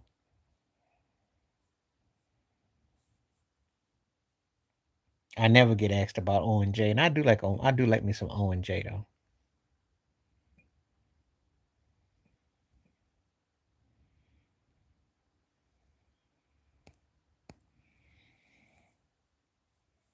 Staying alive for me. The only thing I love about come together is the groove of it. I like that, but staying alive was I like the groove. I like the chorus. I like what it meant. But I'm more of a Bee Gees fan than I am the Beatles. I think the Beatles were the one of the five greatest songwriting. I think as songwriters, yes. But that's the only thing I can give with the Beatles with. I can't mess with anything else. George Martin did a good job producing, but I think they can be had in everything else. Staying Alive movement is still.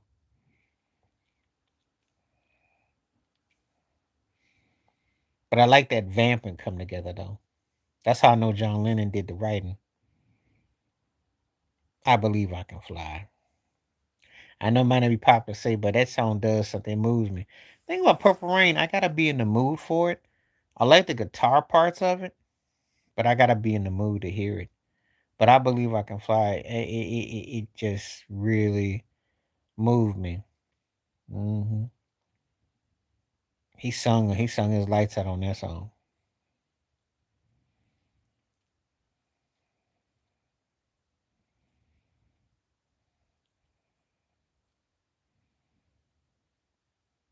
What about Secret Life of Plants? Stevie Wonder's record that almost like people almost act like it never existed. I had it.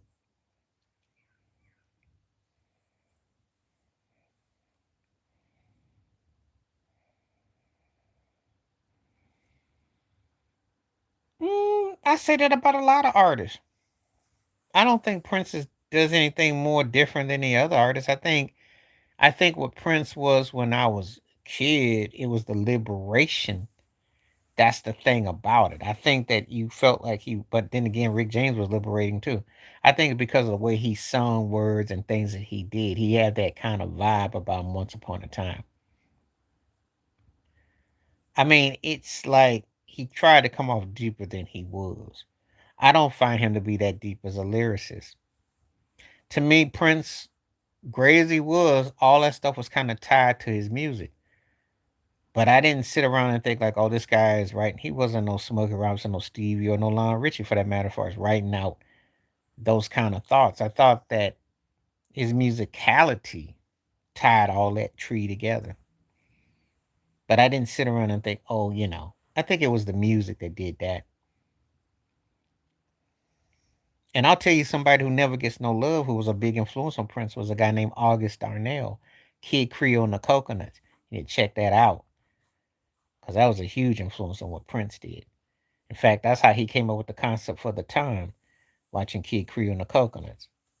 Kid Creole got some stuff for your behind. As a matter of fact, Eric Leeds, who played with Eric Leeds, and I think it was Wendy Melvin for them, both said that they big Kid Creole and the Coconuts. Oh, Tony Braxton. Why can't you bang? Nah, Tony. 7 Days was my cut. The original. Okay. Miles Davis. That's kind of an odd question of the pairing between Tina and Tony, but that's okay though.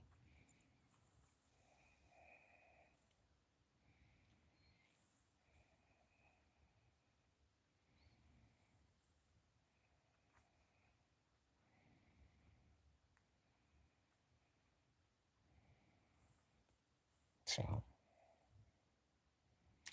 I respect and admire her, but I like you ain't asked the right song. Sexy Ida, what she did with Ike is one of my jams. Proud Mary, I respect. Nut Bush. But by and large, she's a heck of a live performer. She overcame a lot, but I just was never like that about her. And as far as that whiskey, Hennessy singing, give me Mavis Staples over Tina. I do like Tina's energy and rawness, but give me Mavis if we're gonna do that kind of gut bucket whiskey singing female.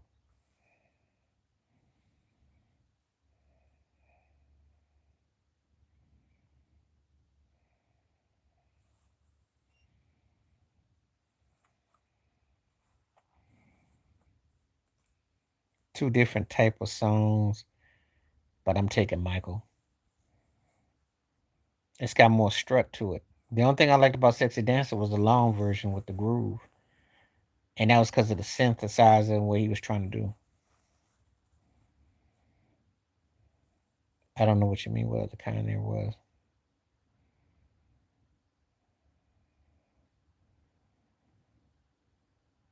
Yeah, you can. You just ain't come close. Um, I'll take the song DMSR over Thriller the song because I like DMSR a lot. Automatic, I like a lot. It depends on which way you coming with Prince, but you got to pick the right balance of songs.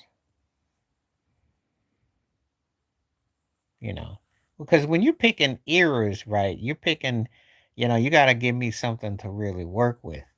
You ain't giving nothing to work with. Some of the stuff that you pick with Prince, you know, forget Friday. Some of the stuff you gave me with Prince is that it just doesn't, because he got stuff that's strong, but some of the stuff you picking ain't hitting for me. Now, I'm talking 1999 album, Automatic, DMSR, Lady Cab Driver, which I did take Lady Cab Driver over Michael Cut. I did. I took that over Sunset Driver. But when you asked me about Blue Red Corvette and 19, or the lyrics or something like that, no. Free, no. I liked All the Critics Love You in New York. Again, because when he hit with the right stuff, he hit. I think How Come You Don't Call Me Anymore was top shelf Prince slow cut. Hmm.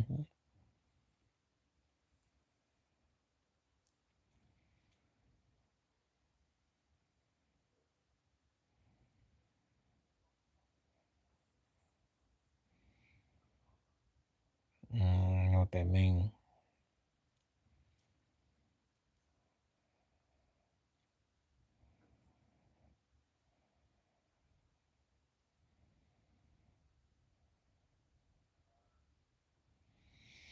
Okay. Let's see what we got. We should stay about 10 more minutes before I bounce.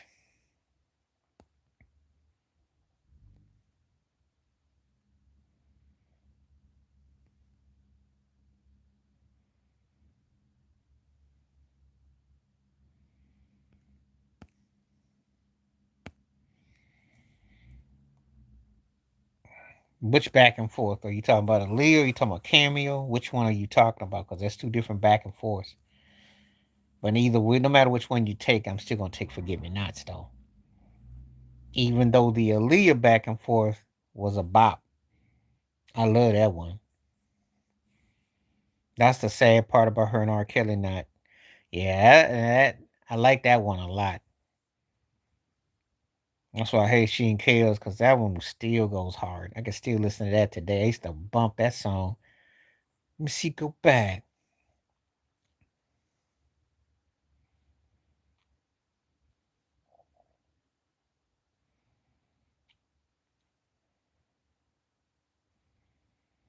But Forgive Me Nots is tight too. That's a Forgive Me Nots is gonna get the W. But I did like back and forth though.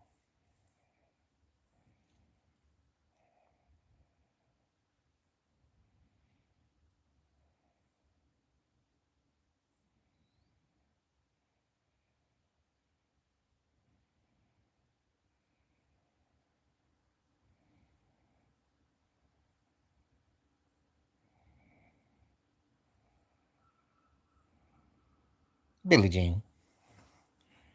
Because I like Computer Love a lot. But Billie Jean just hits harder, that's all.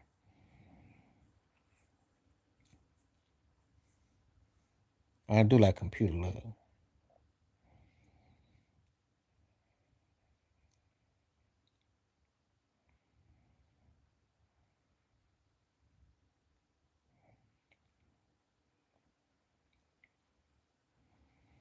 Mm-hmm. Billie Jean is one of the greatest songs ever to me. So it's gonna be hard for me to pick against that one.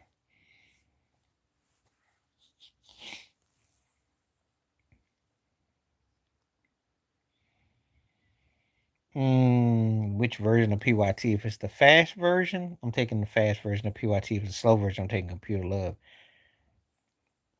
Fast version, I'm gonna give PYT.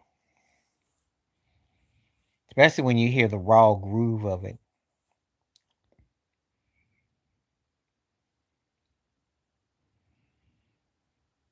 Computer Love is a cold song though. But PYT was a beast though. That was a Jerry Curl bop.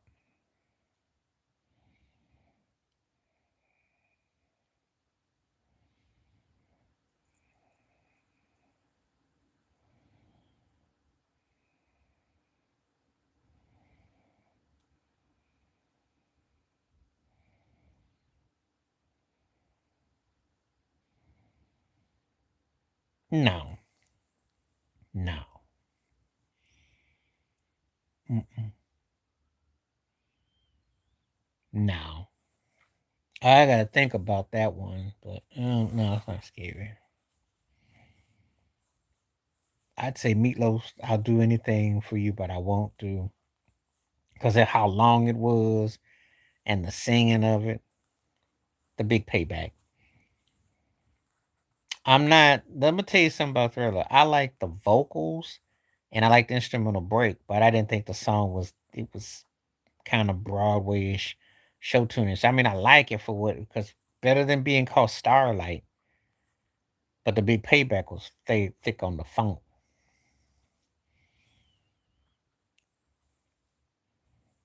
James Brown can go toe to toe with most people when it comes to songs. He can't really match them on albums though. I'm taking uh Nightmare on Elm Street. Okay, that's a ride show.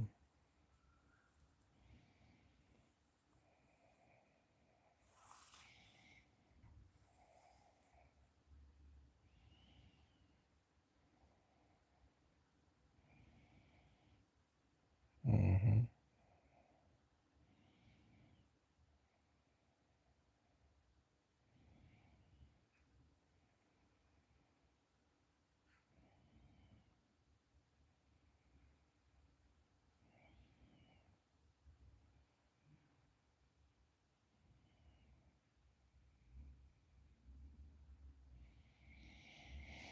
Tevin Campbell for the start.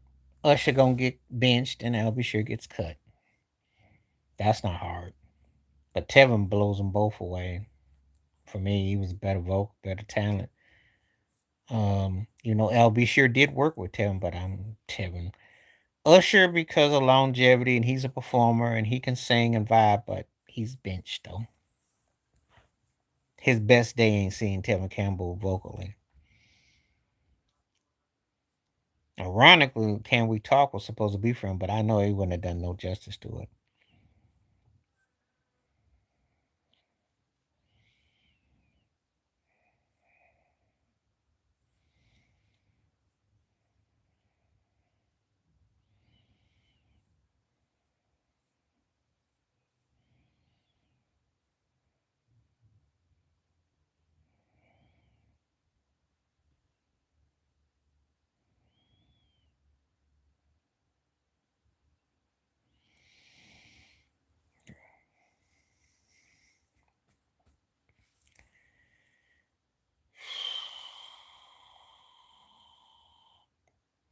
In that order, I'm still taking Tevin one. Peebo would be two. I like Peebo a lot, and he had versatility, but I think if Tevin gets the right run, I think he got him. And I like Joe a whole lot. All things your man like Joe's one I feel like all that. But he never like it's different things. I just don't think that I don't quite think that I like Joe a lot, but I can't take him over Tevin. And people had a better career.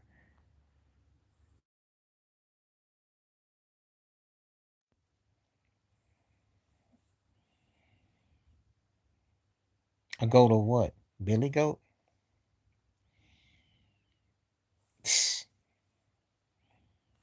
If only that was the case. Shit, for her era, to an extent, but no, no, no.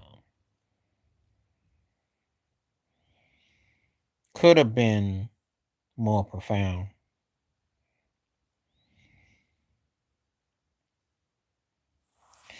Like I said before, my problem with Mariah is too many stuff is too simple. Simon for me. That's all. But you're entitled to like who you like. I'm not gonna get into that.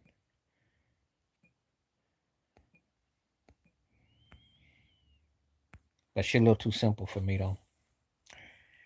And I just don't really quite. I respect the fact she's had longevity, but I just think some of her stuff was kind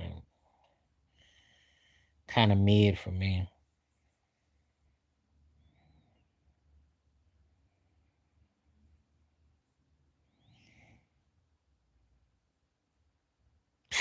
Well, I'm not that big on these three of them, but I guess I'm gonna have to start Braxton. I'm gonna bench Mariah. I'm gonna cut Beyonce. Start Anita Baker, bench Sade, and cut Adele. That's not hard.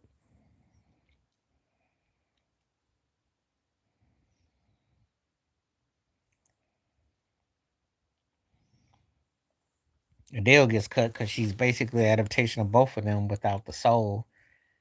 And Beyonce gets cut because if she harmonized like Braxton and had catchy songs like Mariah, she would be way big. It would make all the sense in the world with her awards and her thing. Because actually, when you do these bench start and cut, you're mentioning acts that I could so see as someone. Celine Dion, better. Because she found a lane where she worked it.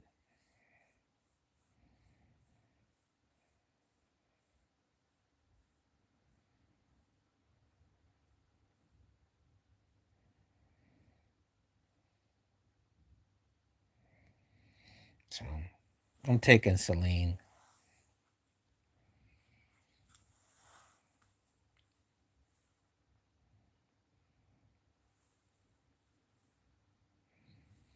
And for the record, no, I didn't fall asleep. I kind of put my eyes down, but I had to think about it for a moment.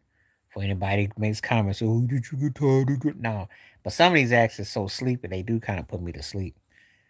But no, Celine's got her beat.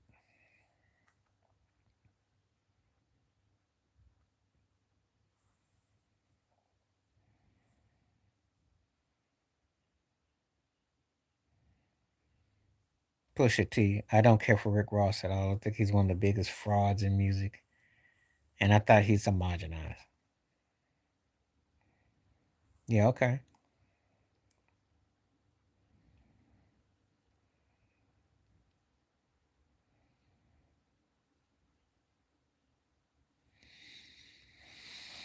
Okay, let me see what time it is. I think I got okay, I got 4 more minutes.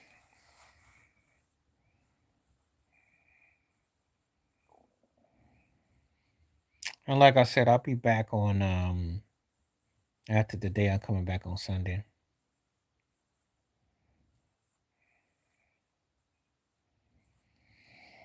Well, again, who can impose their will? That's the best way I'm going to describe this series. It's this is like Sunday around the usual on Sunday.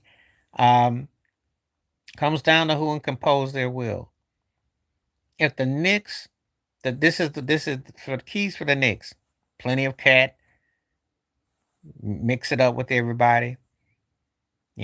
Just make sure everyone's stat pads. You win because that means you give yourself a chance to come back. If you're San Antonio, you got to go Wimby, Wimby, Wimby, Wimby, Wimby. And then De'Aaron Fox got to come up huge. Champions got to come up huge. Vassal got to come up huge. Their bench has to be huge. They have to come out full attack. Plenty of Wimyama. If he shoots the ball 20 times, he's got to score 35 to 40 points. If they win game 2, the series is over. San Antonio is not going to win no 3 out of 4 in New York. And they have played great on the road. There's really no home court advantage no more, but there is, though. It doesn't anymore. I was just going to tell you. So let me explain something to people who watch this about that. Why people think that, what, the free throws. Well, Phil Jackson and Pat Riley and Popovich to an extent used to do that, play that game through the media too. So it doesn't mean anything anymore because everyone, the Steph Curry era, took the home court away. Oh, you still get some home court cooking with a call or two, but the days of it mattering where it was like 30 free throws to your 2, except unless you're the Lakers, it doesn't happen anymore because you don't have any more dominant bigs. Victor Wanyama can go to the free throw line 15, 20 times. It's not the same as when Shaquille O'Neal went. See what I mean? It's not the same. They don't bang like that no more. So if he forces the issue, but it don't force the issue. So, and if you do that, you slow the game down.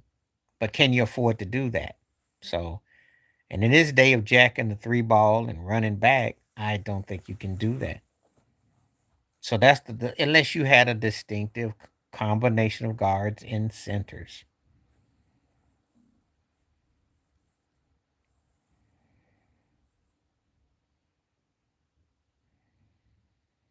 Yeah, because think about it.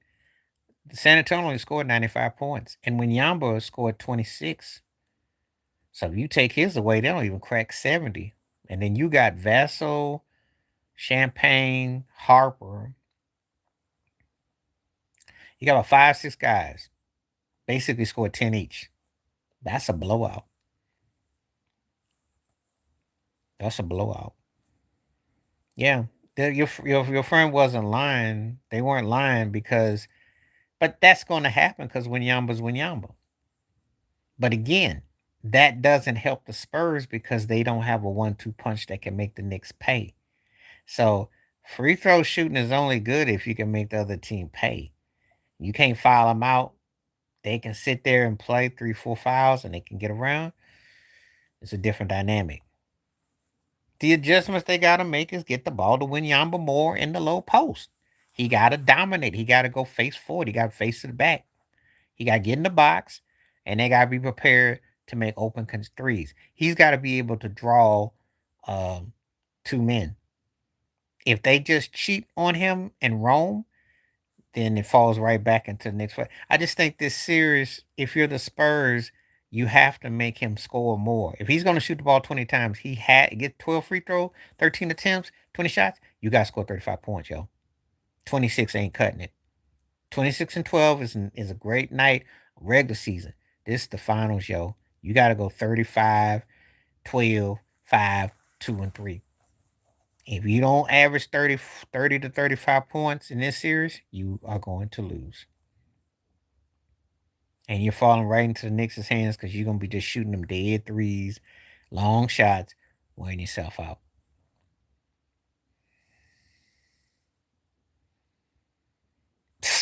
He's such a he's another one of those cats. If he had even an ounce of something in him, he would have beaten all right, you too. He would have been good against for Golden State. That's the reason why the Warriors got rid of him. He's like the kind of dude that has versatility, but he doesn't finish. So great to see you, man. The best to you and your family, man. Appreciate you stopping through. And I will be back on Sunday, and we'll dissect game two. Look out for my videos because I'll you know yeah, and we'll be safe and be careful too. We'll talk it up. I'll chop it up by that time. It could be a series of 1-1, and I'm not gonna sit here and act like San Antonio can't come back. But if I was going by what I see and what I see coming into view, they're gonna have a hard time. This series is a lot tougher than for if you're a Spurs fan because Cat is a problem. Josh Hart's a problem. OG is a problem.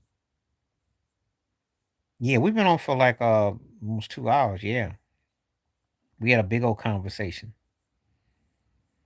Big conversation. I had people come in and come out, and I'll put it on the rebroadcast soon. But yeah,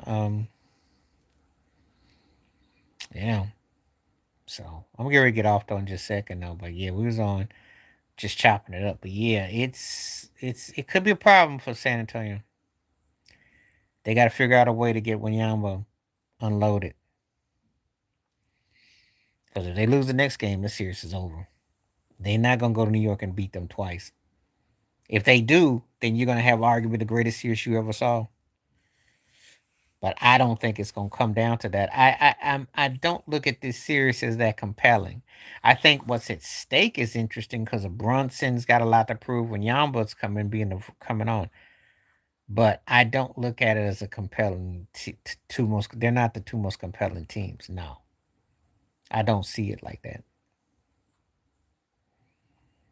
So that's where I stand with it. He can have 30 every night. If you get to the free throw line 12, 13 times, you can do 30 a night.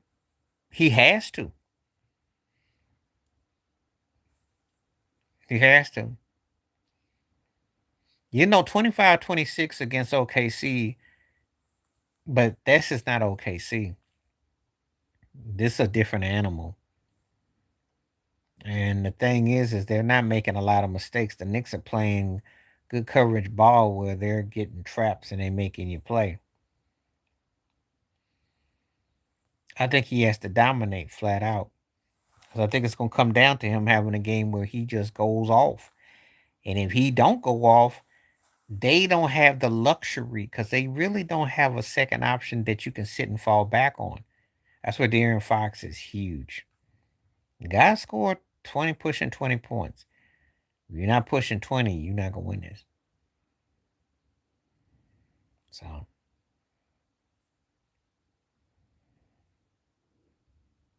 anyway, I'm getting ready to roll. But I will be back in a few days. Stay safe, stay blessed, stay woke, stay free. Appreciate when it came through. And always great to see everybody. And we're looking forward to more conversation about this series and anything else you want to discuss. Follow me on these different platforms. Hook up with me. Whatever you do. All right, I'll catch you. Peace, the best. I'm out. Thank you.